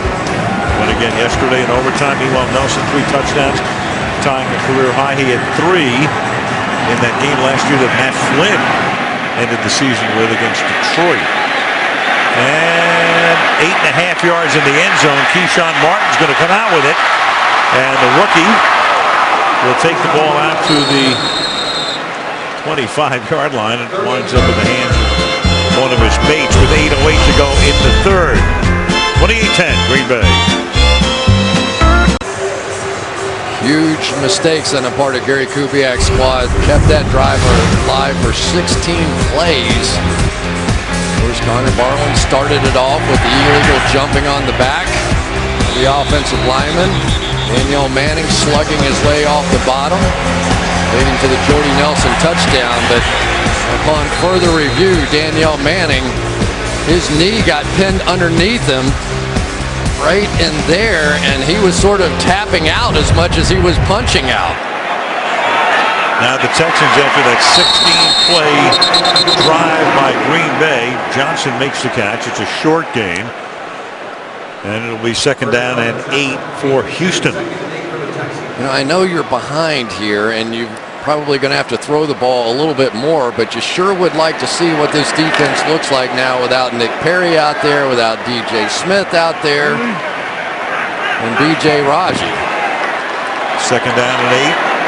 Sean to the outside, and this time he finds Kevin Walker for a 1st down. Sam Shields covering on the play. Half the quarter is gone, 7:32 to play in the 3rd. Packers nowhere close to being ready for the snap of that ball that time. They were just walking around, so now it's the Texans and Matt Schaub trying to pick up the tempo a bit.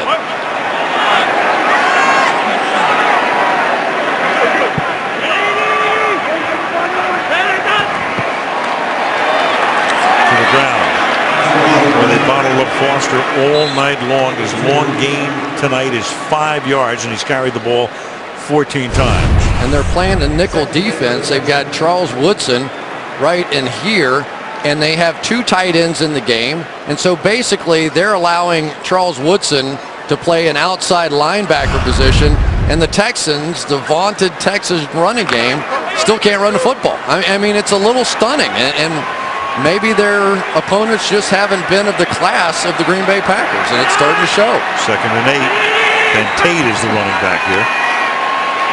Play fake, pressure put on, and down he goes, and that is A.J. Hawk coming flying in to take Schaub down. 3 sacks tonight. One of the things that I've noticed, Al, is that when A.J. Hawk gets to play in space, he's a much better player. And this whole package with Charles Woodson in there and the nickel package creates a lot more space on the field. And he's a guy that can run sideline to sideline, can blitz. I think he's playing better than he has in a long time watching him so far this year. So much attention paid to Matthews. You're going to see Hawk get free from time to time, real free as he does there. 3rd and 20. Schaub going to throw it into the ground. And then all of a sudden, it's a sound not heard here at Reliance Stadium for about a calendar year as you see Brandon Sane being carted back to the dressing room for Green Bay. Yeah, so much for the coming out party on Sunday Night Football, huh? I mean, it really, when you watch this team play, they're dependent on their running game. And when their running game goes, their play action looks different and their bootleg stuff looks different. And when the running game doesn't work, I guess it looks like this. Jones's kick. Cobb will take it to the 23 and be met by Alan Ball immediately. So after a long Packers drive, a quick loss of the ball by Houston, 28-10. Sunday Night Football night. Next week we go to Cincinnati. Ben Roethlisberger, Andy Dalton, a couple of hungry teams. It's the Bengals, it's the Steelers. Chris Collinsworth's hometown a week from tonight. From the 20-yard line, Green Bay starts this drive. And that's swatted in the air and incomplete. And that's Connor Barwin who got the hand up to flick it away. 2nd down and 10. Oh, boy, and that's what you need if you're the Texans. You need a play like that. Barwin gets the ball straight up in the air. You can see the panic on Aaron Rodgers' face because this thing is just sitting in midair and nobody can get to it. Been that kind of a night so far for the Texans. That's one in the first 5 games they probably pick off and score a touchdown. League average is 2%. The Texans blocking almost 9% of the opponent's passes. And a lot of those, of course, for J.J. Watt. And now there's no gain here for Alex Green. 3rd and long upcoming. Well, now they've got all the tight ends in the game. And all of a sudden now this nickel package is no longer there. Glover Quinn has been the guy they've been taking advantage of as they play him at the inside linebacker spot and running the football right at him, getting their big offensive linemen down there on him. But now as they try to slow down the pace of the game a little bit, not seeing that package, but they are back in it now. 3rd and 10.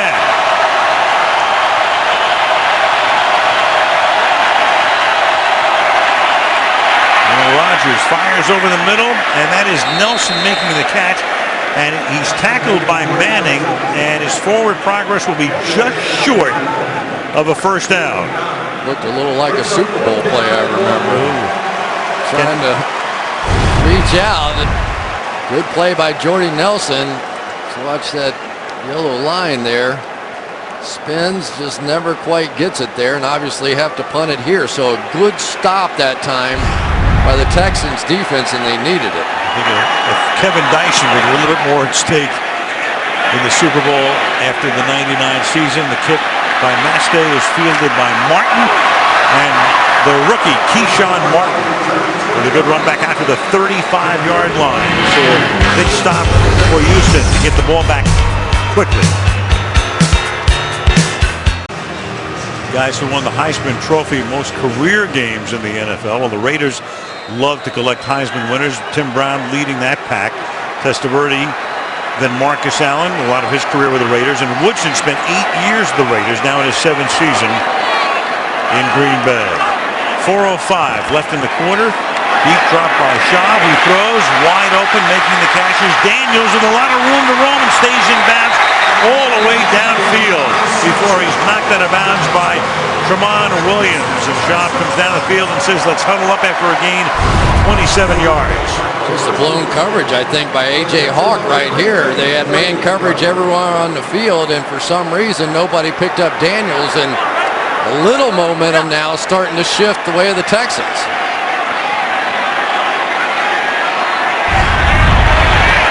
From the 38.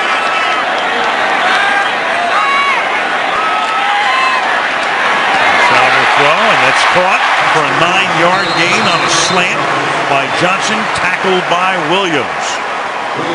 This is one of those situations we haven't seen the Texans in very much this year. They have simply been dominant from the beginning. Johnson just the old Indianapolis Colts play, the double in, and let the big guy catch it and see if he can break a tackle. 6 catches for him tonight, second and short. And getting the first down, but falling down after a gain of just a couple is Arian Foster. But they're starting to get it going now a little bit. You can see that now if you hit a couple of passes, come back to the stretch play, maybe now some of those bootleg actions that haven't been so good, and maybe they'll start looking like the Texans here.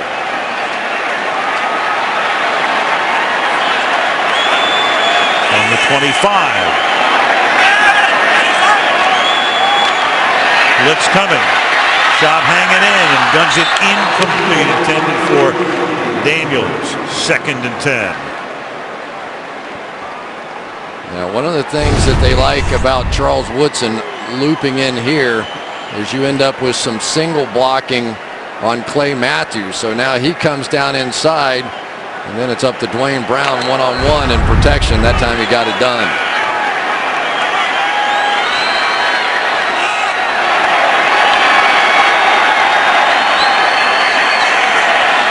Daniels to the slot. Martin outside. Johnson wide right. And that will be caught by Keyshawn Martin. The rookie takes it to the 13-yard line. I like the looks of Keyshawn Martin. They are looking for that third receiver. He's looked good returning kicks tonight. Really good short space quickness, and you get a chance to see it here. Little maybe the Randall Cobb of the Houston Texans.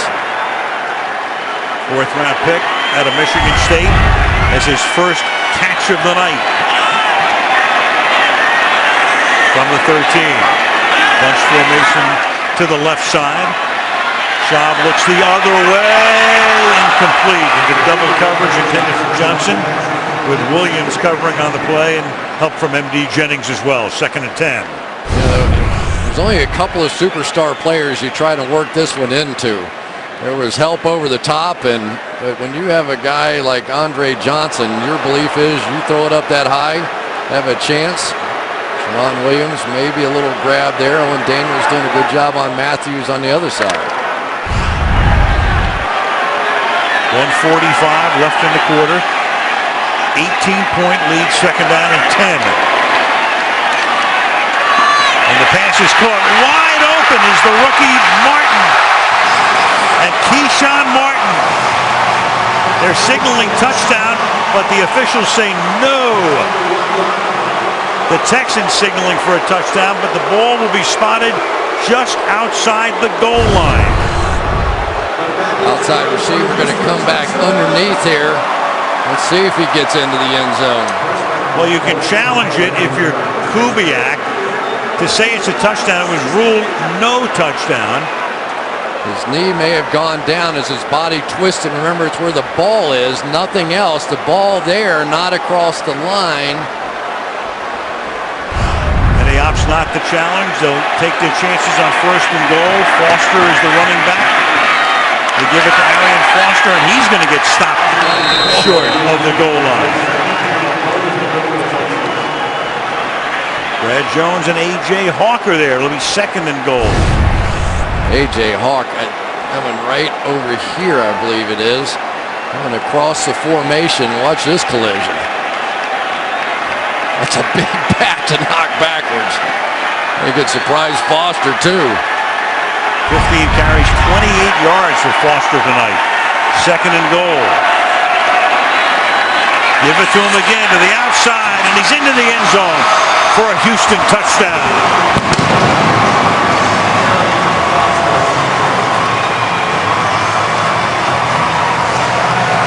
65 yards, 9 plays, 3 rushes on that drive. It takes less than 4 minutes, and they make it a 2-possession game again. Well, as soon as you said the Packers had an 18-point lead, I'm sure there were Packer fans going, uh-oh.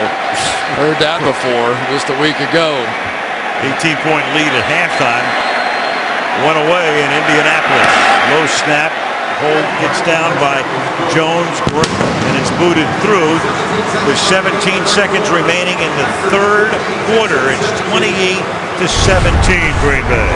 Aaron Foster's going to set this up inside, and then they're going to get the edge walled off. So as a back, you want to make them believe you're going inside and then bounce it so the pursuit disappears. And that was a big drive. Plenty of time in the game, but that drive allows the Texans to stay with their style of offense.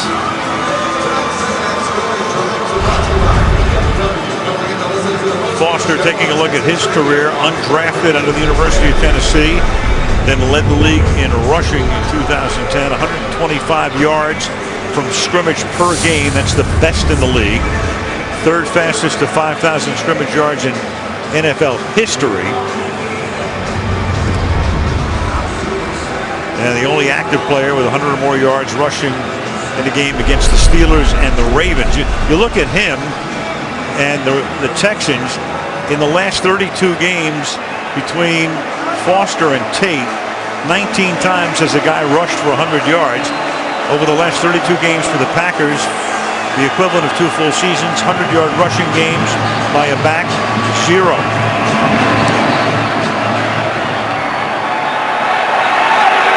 2 yards in. Here's Cobb. And Cobb out past the 30 with a good run back. And Randall Cobb, the guy that McCarthy says you can't get the ball in his hands enough, sets them up in good shape. I think he's going to be saying that about Jordy Nelson next week. And, you know, it's taken a little time, a little transition, but the big plays are back now for Jordy Nelson. He was really exploded on the season a year ago. Oh, look at that little double move at the top end for that touchdown, and then the fade to the back corner. Without Jennings, he has to become the man, and this one he has. 3 touchdowns for him tonight. 9 ticks remaining in the quarter from the 43-yard line. Give it to Green. And Green, very effective tonight. That's a gain of 9. And that takes us to the end of the third with Green Bay leading Houston 28-17. Sunday Night Football resumes after these messages. Tonight's aerial coverage is being brought to you by Geico as you look at downtown Houston, Texas. Al Michaels, Chris Collinsworth, Michelle DeFoya. Sunday Night Football. Texans come in undefeated, but that's in jeopardy right now, down by 11, and Green Bay has the ball, 2nd down and 1 at the Texans' 48-yard line. They're the XDH out. Got the spelling right. Been a few people on that's not the whole thing. 2nd and 1. Play clock all the way down. They just get it off. Rodgers taking a shot on 2nd and long. You got Brady James putting the heat on. The pass is incomplete. 3rd and 1. Now this is the back. You don't like seeing this too often. Middle linebackers blitzing right there. That means Alex Green's got to come over and try and pick him up. And obviously not his strong suit. But now Wade Phillips getting back to what he was doing early in the game when Rodgers burned him with some deep plays, bringing the pressure and playing the single coverage on the outside. 3rd and 1 against that Wade Phillips defense. Rodgers wide open at the 30-yard line is Tom Crabtree, and he waltzes into the end zone. 48 yards on a 3rd and 1 off a roll. And that's 5 touchdown passes tonight for Aaron Rodgers. Glover Quinn's going to get hypnotized right in the middle of the field. I think that's him. He sees the play fake, gets fooled. Crabtree runs right by him. What a great play call by Mike McCarthy. 3rd and short. Pretended to block for just a second, and Glover Quinn got burned. Give Rodgers credit. He took a big shot to deliver that football. McCarthy said, yeah, that's pretty good. Brooks Reed knocks him down. Ties a career high with 5 touchdown passes. Extra point by Crosby is good. And the Packers on top 35-17 on the road.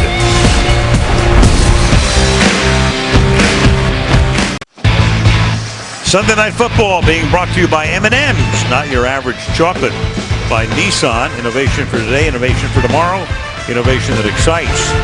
By Geico, 15 minutes could save you 15% on car insurance. And by AT&T, the nation's largest 4G network.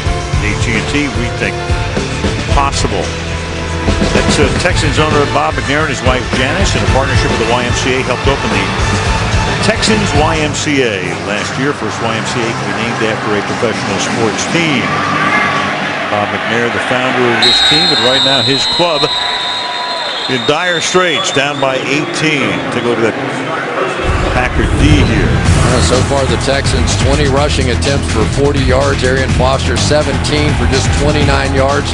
Stopping the stretch play with Charles Woodson at outside linebacker. I would have never believed it coming in here. B.J. Raji out, D.J. Smith, Nick Perry getting hurt in this game, and yet it has been Clay Matthews and company that has just shut down what was probably thought of as the best running game in the NFL, or certainly one of them, and that's been the difference. All right, so there's no running game left right now when you're down by 18 with a quarter to go, and Schaub will throw incomplete, intended for Andre Johnson. And they were running outside that stretch play, taking a lot of the old Denver stuff with Kubiak coming with Shanahan's offense. 60% of the runs outside the tackles, highest percentage of the National Football League since 09. 4.5 when they ran outside, only 3.8 when they ran it inside. But what's really impressed me, Al, is the fact that they've kept them from going to those cutbacks as well. You know, they were very disciplined on the backside of those runs, because so many times that's where Arian Foster will cut back and make his big plays. 2nd down and 10. Schaub throws into a lot of traffic, and it is picked off. Sam Shields gets in front of Keyshawn Martin and intercepts at the 27-yard line. Sam Shields never took a step backwards, just sitting there waiting on this throw. Does he make the catch? Certainly looks like it from there. From that angle for sure. Look at him. He doesn't even go back. There's nobody behind him. It's if Keyshawn Martin goes deep, there's no help, and he just squatted on the play. Nothing to challenge there. And that will be the first turnover of the game. Maybe the first turnover for Houston, but they have just killed themselves with those earlier penalties. At the 27 now. Rodgers. So thinking about taking time off the clock.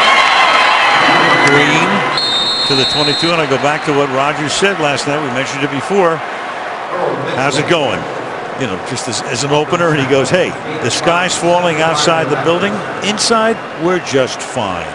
He said, I'm tired of answering questions about what's wrong. He said, there's nothing wrong here. We played a couple of good defenses. And then he was saying, he goes, I guarantee you that not only do we think we're the favorite going into their building, they think we're the favorite going into that building. And I thought that was such a bold statement to make, but as they've come out here tonight, it's exactly what's happened. 2nd and 5 from the 22. Green.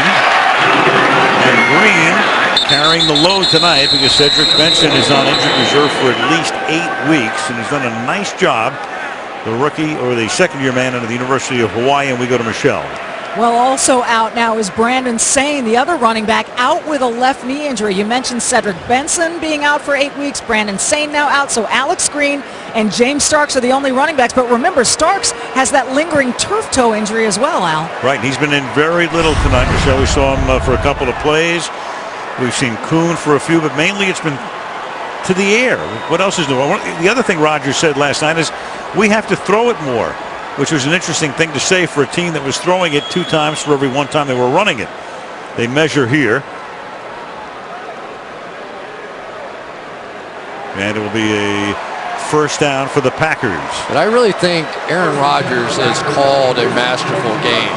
He has basically tried to find Glover Quinn wherever he's been and been running the football right at him. And it's been the effectiveness of the Packers running game that has really been the difference in this one. They have run it enough to take some pressure off of Aaron Rodgers, help the offensive line with their pass protection so that those pass rushers of the Texans just can't fly up the field. McCarthy, whose pedigree is offense,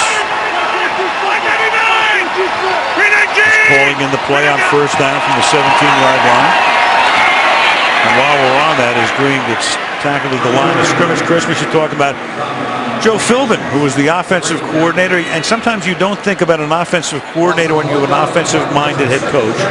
But Philbin did a good enough job that he wound up as the head coach of the Miami Dolphins. And he's been, you talk to some of the Packer people, a fairly significant loss. Yeah, and I thought Aaron Rodgers made a good point. He's like, he's a great game day adjustment kind of guy. You know, it never comes out exactly the way you think it is. But he also said, I'll bet you he did a lot of good things on the 3rd floor where those coaches are that we don't know anything about. And maybe the Packers are still adjusting to his loss. 2nd and 11, and Rodgers will throw. And is it one-handed? Yes! For a touchdown by Jones. James Jones has now scored 2 touchdowns in each of the last 3 games. 18 yards. Rodgers throws touchdown pass number 6. Again, just the off inside man-to-man coverage that if you're going to try to pressure the quarterback, you have to do. And James Jones, Jordy Nelson have just won the battle with tremendous catches just like that. That is outstanding. I mean, all you can do in that situation is try and flick it back to yourself, and he was hot. That was a good catch. 7 touchdowns on the year for James Jones. Think anybody's going to be talking about how bad Aaron Rodgers is now? At least not for a week. You know this league. Wow. Extra point is good. 42-17. The Pack is back, at least for one Sunday night.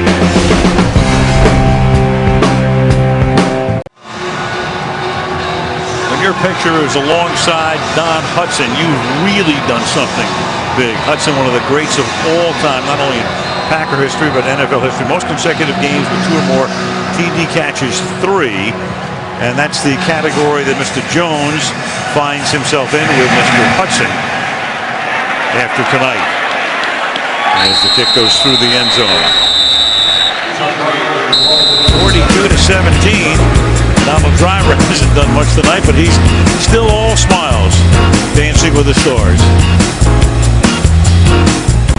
Right here in Houston, where this is going to kind of be a little bit of a coming out party for the Texans, and it's turned out to be a big night for Green Bay. You've got Justin Forsett now, the running back here, for a gain of 2. We were talking about as Sam Shields is now down, so the training staff comes out and they'll go to work on the Green Bay corners. Got an issue obviously with his right leg or knee. So McCarthy will come out. Dom Capers, meanwhile, the first coach of this franchise, is able to come back to Houston, where he said he had a great time those 4 seasons, and as the Packer defensive coordinator, and a guy who's been not maligned by any stretch of the imagination, but last year his defense was last in the league, still big time in takeaways, Now he's got another issue in Sam Shields as they work on him. You, of course, know the term separated at birth. Well, as soon as Donald Driver turns around, they were close, though. Brothers. That's Moses Driver on the right, looking on tonight as Big Bro is doing his thing, and Schaub gets whacked as he throws.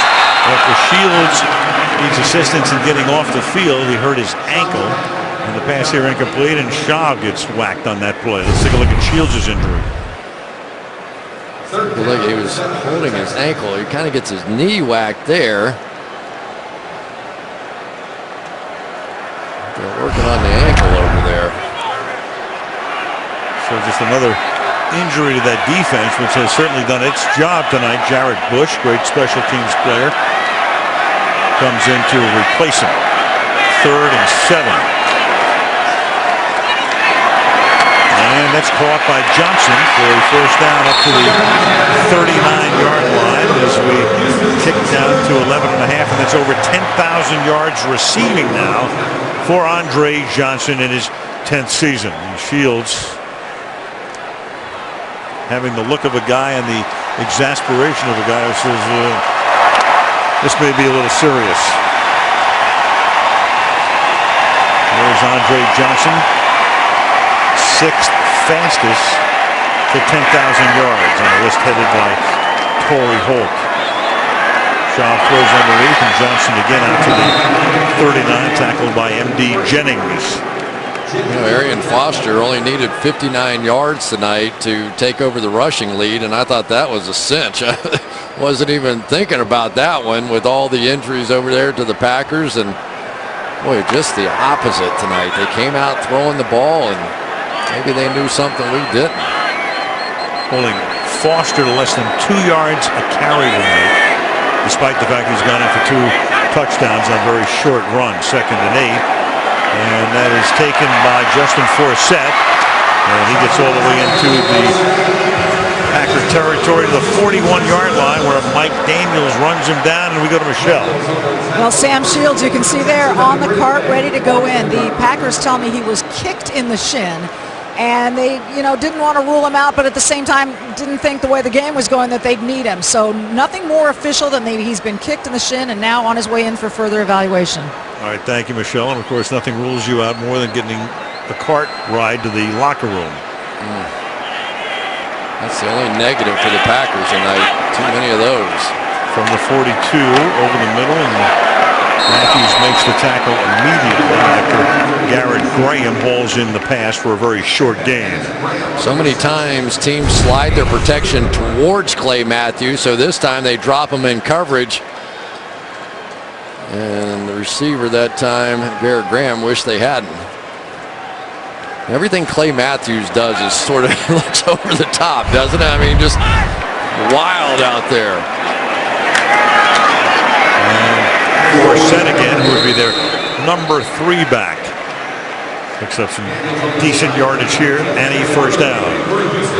Charles Woodson coming up and making another tackle. I don't know if you can see with those shoulder pads. He said the last time he actually played outside linebacker in the game was when he was 9 years old. I think he brought his shoulder pads with him.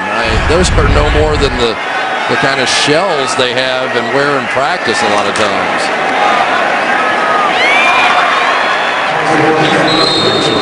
Yardage again being picked up by Forsett. Gary Kubiak, his 7th season here. We talked about the Denver influence. Of course, he spent so many seasons as the backup to John Elway during the glory years for John in Denver. What did he say about being the backup? Oh, it was great. Remember, we asked him the other day, we said, didn't he get frustrated? Did you ever ask for a trade? Well, Schaub throws, and it's incomplete. And Kubiak said, hey, I knew I couldn't play. I was just hoping they couldn't find out. Very humble guy, as is Wade Phillips, and they understood fully 5-0 is tremendous, but it's a long year. And I'll tell you, it doesn't get any easier. Baltimore comes in here next week. They have to go to Chicago after a bye week and a game against Buffalo. They have not played one of the top teams in the league thus far, and I think everybody's a little surprised at what this has looked like. 3rd and 2. Toss it out to Ben Tate. And he'll pick up the first down, getting inside the 21-yard line. 8 minutes to go.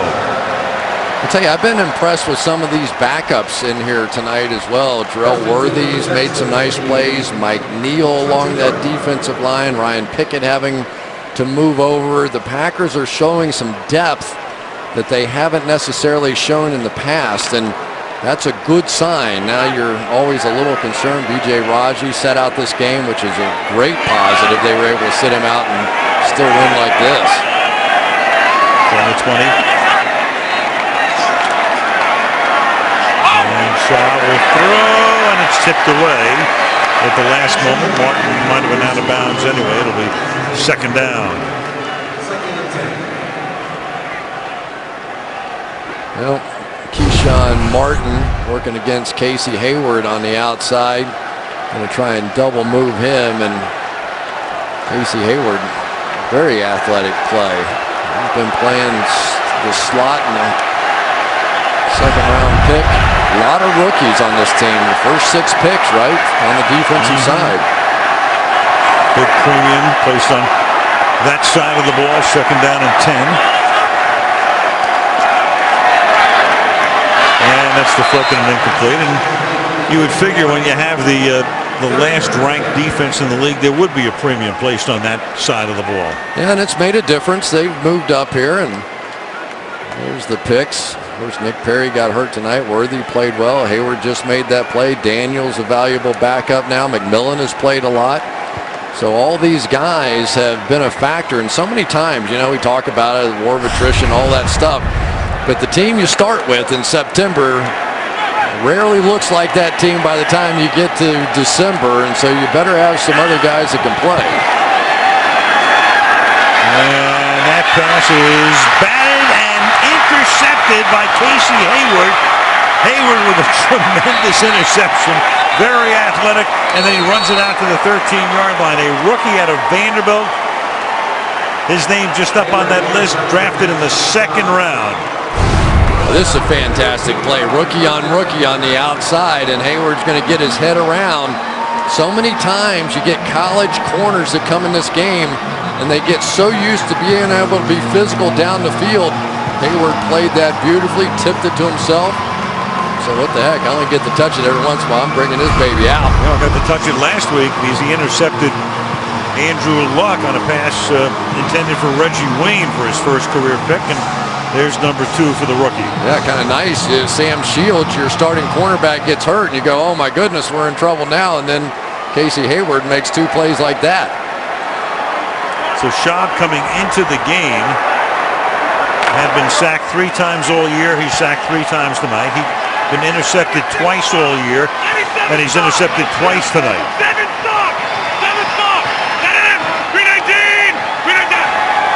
And the Packers can play a little clock ball here with Green tackled at the 12-yard line. Here they are, the half dozen for Aaron Rodgers tonight. He got started early after the offside call on the punt. Jordy Nelson. Rodgers with a ton of time right there. Jones, his first of 2. Nelson's second of 3. There was Nelson's third. There was Crabtree on a terrific 3rd down play. And Jones again. 6 touchdown passes for Aaron Rodgers. Well, what is wrong with Aaron Rodgers, huh? Yep. All kinds of issues with the Packers. He might have a little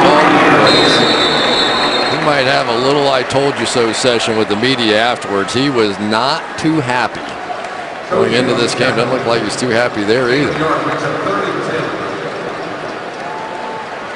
And Rodgers saying to the bench, I'm fine, don't worry about it. 3rd down and 10. Well, Chicago had a bye. The Vikings lost at Washington, so they go to 4-2. That helps Green Bay. Green Bay will go with the win tonight to 3-3. And Detroit coming from behind to knock off Philadelphia. Big win for the Lions to avoid going to the 1-4 precipice. Timeout, Green Bay. They're second. Green Bay This will be a 30-second Matt Rodgers just needs an extra moment here. Yeah, I think he may be coming out of the game here, too. I mean, you've got this one well in hand. They were working on that calf earlier in the game, and, you know, you can't have this guy limping around. So I think Mike McCarthy wanted to ask him himself. Backup is Graham Harrell, who really could use a few snaps, because last time Graham Harrell was in, if I remember correctly, had that fumble that cost him a few weeks ago. Remember last year they had Matt Flynn, who was a great backup, and Flynn wound up signing with Seattle, and now he can't supplant Russell Wilson just yet, because Wilson was masterful today in that Seattle come from behind win against New England. The league crazy, as always.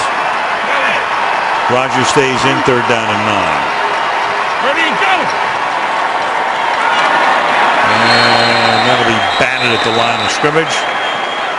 4th down.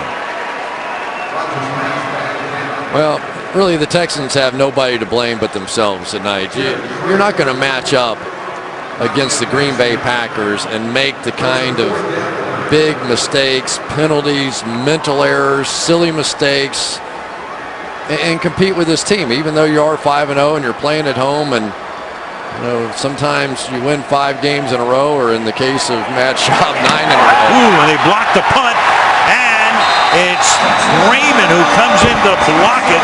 Special teams maven tonight, and DeVere Posey winds up in the end zone, recovering it for a touchdown. And Rodgers looks up, what did I miss? So at 5.5, there is still a pulse.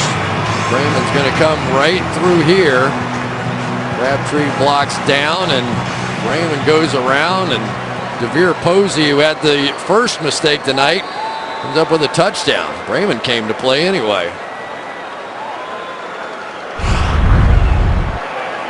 So Posey falls on it. Graham for the point after. It's still going to be a 3-possession lead.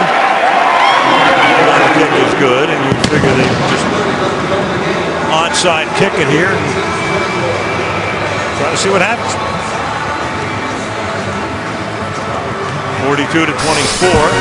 Next Sunday night to Cincinnati we go for Sunday Night Football. Ben Roethlisberger and the Steelers, Andy Dalton and the Bengals. Football night gets us started 7 o'clock Eastern time. Baltimore wins today, knocks off Dallas. Cincy loses to Cleveland to go to 3-3. Pittsburgh lost to Tennessee the other night. So the Steelers trying to get back to 500, and the Browns, who were the last winless team in the league, are no longer winless. And there's Jeff Saturday, the man on the right, who's the longtime center for Peyton Manning in Indianapolis, became a free agent now in his 14th season. Took a look at Denver. Peyton wanted him to go out there, but he was a free agent. Also looked at Tennessee, but felt that Green Bay had called him first, and it sort of worked out best geographically for his family. Yeah, but he was the first to admit, you know, this has not been an easy transition for him. In Indy, he said, hey, I knew where everybody was on every single play. They do things a little differently. I have to keep my head down more in this style of offense. And he admits he's just sort of catching up at this point, but looked better tonight than it did last week for sure. Green Bay expecting the onside kick, and they will get one as it comes to the near side, and it's fielded there by Tramon Williams, who makes sure he covers up, and they'll take the ball to the 46-yard line. What about the night for J.J. Watt? That's been good. He had a sack taken away from him a week ago, but he made up for it tonight. There's one of his tip balls that he's known for, and then a sack. Rodgers tried to scramble out, beat T.J. Lang quickly for sack number 2. So despite the fact that Clay Matthews has been all over the place tonight, it is J.J. Watt who retakes the lead with sacks, and that's pretty amazing. Now, he's an interior player, not one of those outside edge rushers. Harder to get those sacks in there. And that's what's so stunning about it. Graham Harrell comes in to play quarterback. And hands the ball off to James Starks, working his way back from a turf toe injury. Starks a couple of years ago came on and gave Green Bay some oomph in postseason and earned a Super Bowl ring. And the Texans take a timeout here. Yeah, and for Packers fans, Graham Harrell being in here makes them worry even more about Aaron Rodgers. There have been a lot of questions. Could Graham Harrell get it done if anything ever happened to Aaron Rodgers? So hangnails concern Packer fans on that guy. What a night tonight. It's not very often that we talk to quarterbacks who, you know, in those our meetings with them, they usually have sort of pat answers, but it was Aaron Rodgers spewing fire yesterday when we talked to him. He was not happy. Yeah, but then he sat down with Bob for the pregame interview and played nice. Yeah, I think it was my question that triggered him. 2nd and 8, and it was John Kuhn to the 50-yard line. There was a couple of articles in Wisconsin papers that got him stirred up. It didn't take much to light the fuse, did it? Nope. Second charge. It was so funny. We were just talking. I said, "Oh, you know, boy, you guys just made it look so easy last year." Boom, that was it. It was like a 10-minute monologue after that. It's not easy. I've been trying to tell everybody. Lining the stars, Aaron Rodgers, 6 touchdowns. Nelson has caught 3 of them. And Cobb, 102 yards in addition to running back kickoffs and punts. Of course, you can add Jones with 2 touchdown catches. Crabtree with a big touchdown to pretty much put the game away. And for Green Bay, it's on to St. Louis next week to end this 3-game road swing. And Green to the 48-yard line, and the Texans will spend their final timeout. That Green Bay schedule, when you look ahead now, talking about St. Louis, then they go home. They've got Jacksonville, they've got Arizona, should be favored in both. Bye week at Detroit, interesting. At the Giants, that's the Thanksgiving Sunday, and that's our game on NBC. And then, as you can see, they've got 3 division games in a row with Minnesota, Detroit, and at Chicago.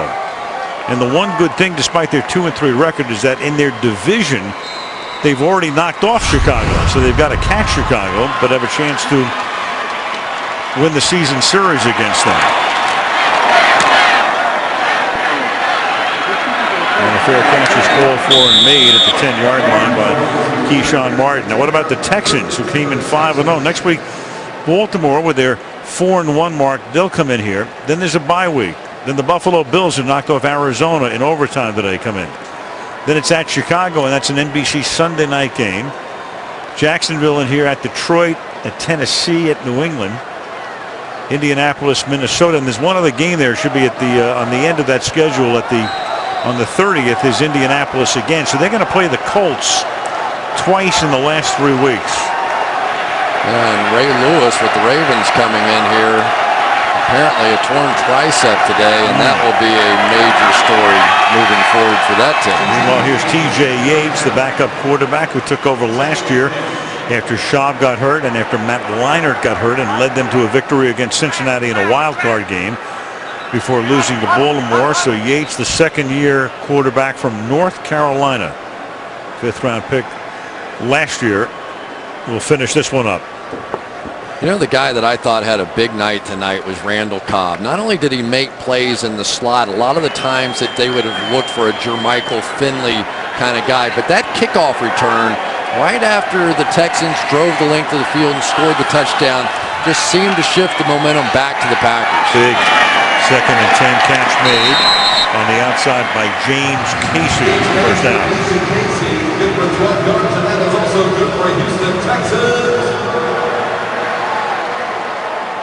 Packers much more depth on the defensive side, and it's showing up. I mean, they have playmakers now in multiple positions. You know, you lose a Jennings on the offensive side, you lose a Jermichael Finley, who really was out early in this game, and other guys have to step up, and probably the receiver's best game of the year in this one.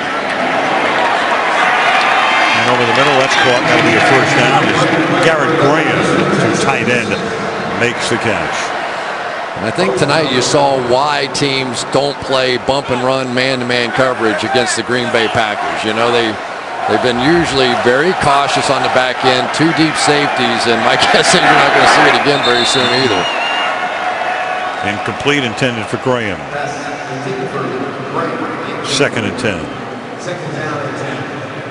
Matthews and Watt will probably have a battle all the way to the finish in terms of who will be the sack leader in the league this season.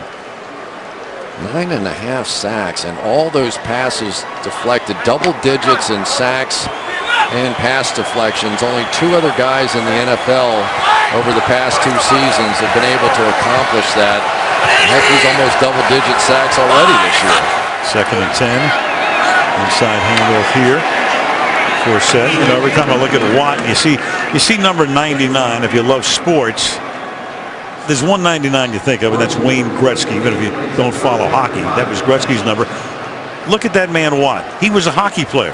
And a good one. He was. Imagine he's 6'5", 290 or so. Maybe he was a little less than that. Maybe 30 pounds less a few years ago. But he played club hockey and wound up playing in some international tournaments and was a center, not a defenseman. He came screaming down the ice at me, I'd be saying, that's a goal. 3rd and 6. And that's picked off. And that's intercepted by Casey Hayward. So Hayward now, 2 tonight, 3 in the last 2 games. The rookie out of Vanderbilt. This has been a turnover night, as many as they've had all season tonight. And John McMillan is going to come in and get his hands right there. Casey Hayward said, thank you very much. Boy, I tell you, if these young guys, John McMillan's a rookie and Casey Hayward's a rookie, and they keep developing the way that they are, hopefully Nick Perry's okay. This could be a different football team this year.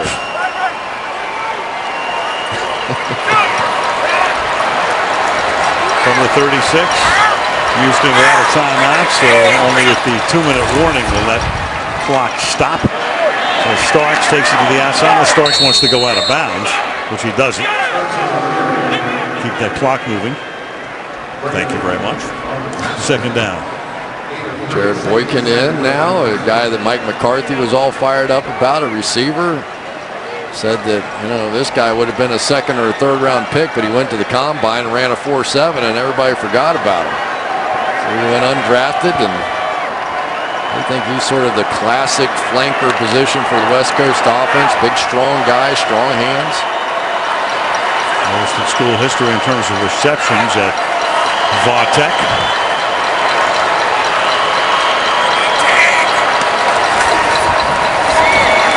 And Starks getting a little work here. He's pounding down as he reaches the line of scrimmage. It'll be 3rd down, and that will take us just shy of the 2-minute warning.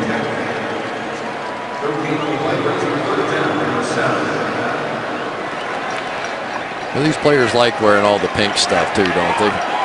You know, it's a good thing too. All the Breast Cancer Awareness Month, and you know, we should recognize the ladies. How many times have we talked to them, and they all have stories about their mom and what they've done for them, and well, women are watching the NFL in record numbers now, so a tribute to the ladies. Well done. You bet. 3rd and 7. And a penalty. One of those in a while. We had a ton of them earlier in the game, and most of them were killers for the Texans. This is the 2-minute warning. All right. Put a flag, Jerome. We're going to commercial anyway. 2 minutes. Green Bay by 18 on their way to get back to 500.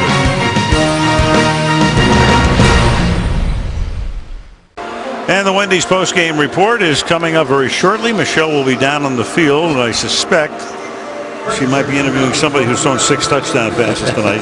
Just a guess. Bob, Tony, and Mike breaking it down, seeing what went on and around the NFL. Look ahead to Steelers, Bengals. And Chris, this has been a fantastic performance for you under circumstances that are very different. Your dad, Abraham, passing away over the weekend, and we just want to wish you and your mom and the entire Collinsworth family the very best with our prayers. And you are some trooper, I got to tell you, to even be here, period.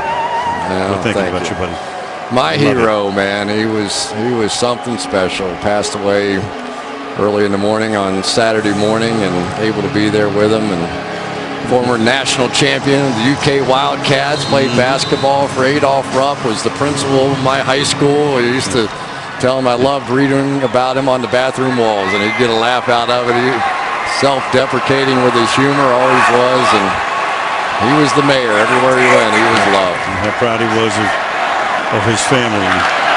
On fourth down, James Starks is stopped and going to turn the ball over to the Houston Texans. So the Green Bay Packers, it'll be a much happier flight home for these guys. Last week, a little shell-shocked, even though it's a very short trip from Indy to Green Bay, to squander that 18-point lead. And well, we talked about it at the very top, Chris mentioning whatever it takes. It was hair-raising tonight if you're a Texans fan. Well, yeah, it was hair-raising for Green Bay coming into the game. Well, I don't know what they were going to get. But great teams have a way of answering the bell. The New York Giants today, everybody was going, oh boy, their sack numbers are way down, and they look like they're falling apart, and they go out and take apart the 49ers in San Francisco. And man, I tell you, the Green Bay Packers just, but they're not going to be able to stop the run and all that. And the Houston Texans at home, 5-0, and just shut them down from the beginning. Jordy Nelson, he's no Greg Jennings, can't make the big plays. What's wrong with Aaron Rodgers and all that? Right out the window. Second and 6. And Houston just running out the clock right now. And looking ahead to their next game against Baltimore here next Sunday afternoon. As Justin Forsett takes it to the 34. A couple of league notes before we head to the post game. Jacoby Jones, that big kickoff return coming at a most opportune time in that game, tying an NFL record 108 yards against the Cowboys. Larry Fitzgerald, second player to reach 10,000 receiving yards before the age of 30, though they lost that game to Arizona after a chance to win it at the end. Russell Wilson beating the Patriots and Tom Brady today. Big comeback in Seattle in a stunner. 3rd and 3. And this should be the final play of the contest. And padding that stat sheet is Forsett. So only the Atlanta Falcons are undefeated. Cleveland won today, so every team has at least one win. Mike McCarthy feels a lot better about his Packers. And the Packers this season have gone lose, win, lose, win, lose, win. And that's how they get to 3-3. Wendy's postgame.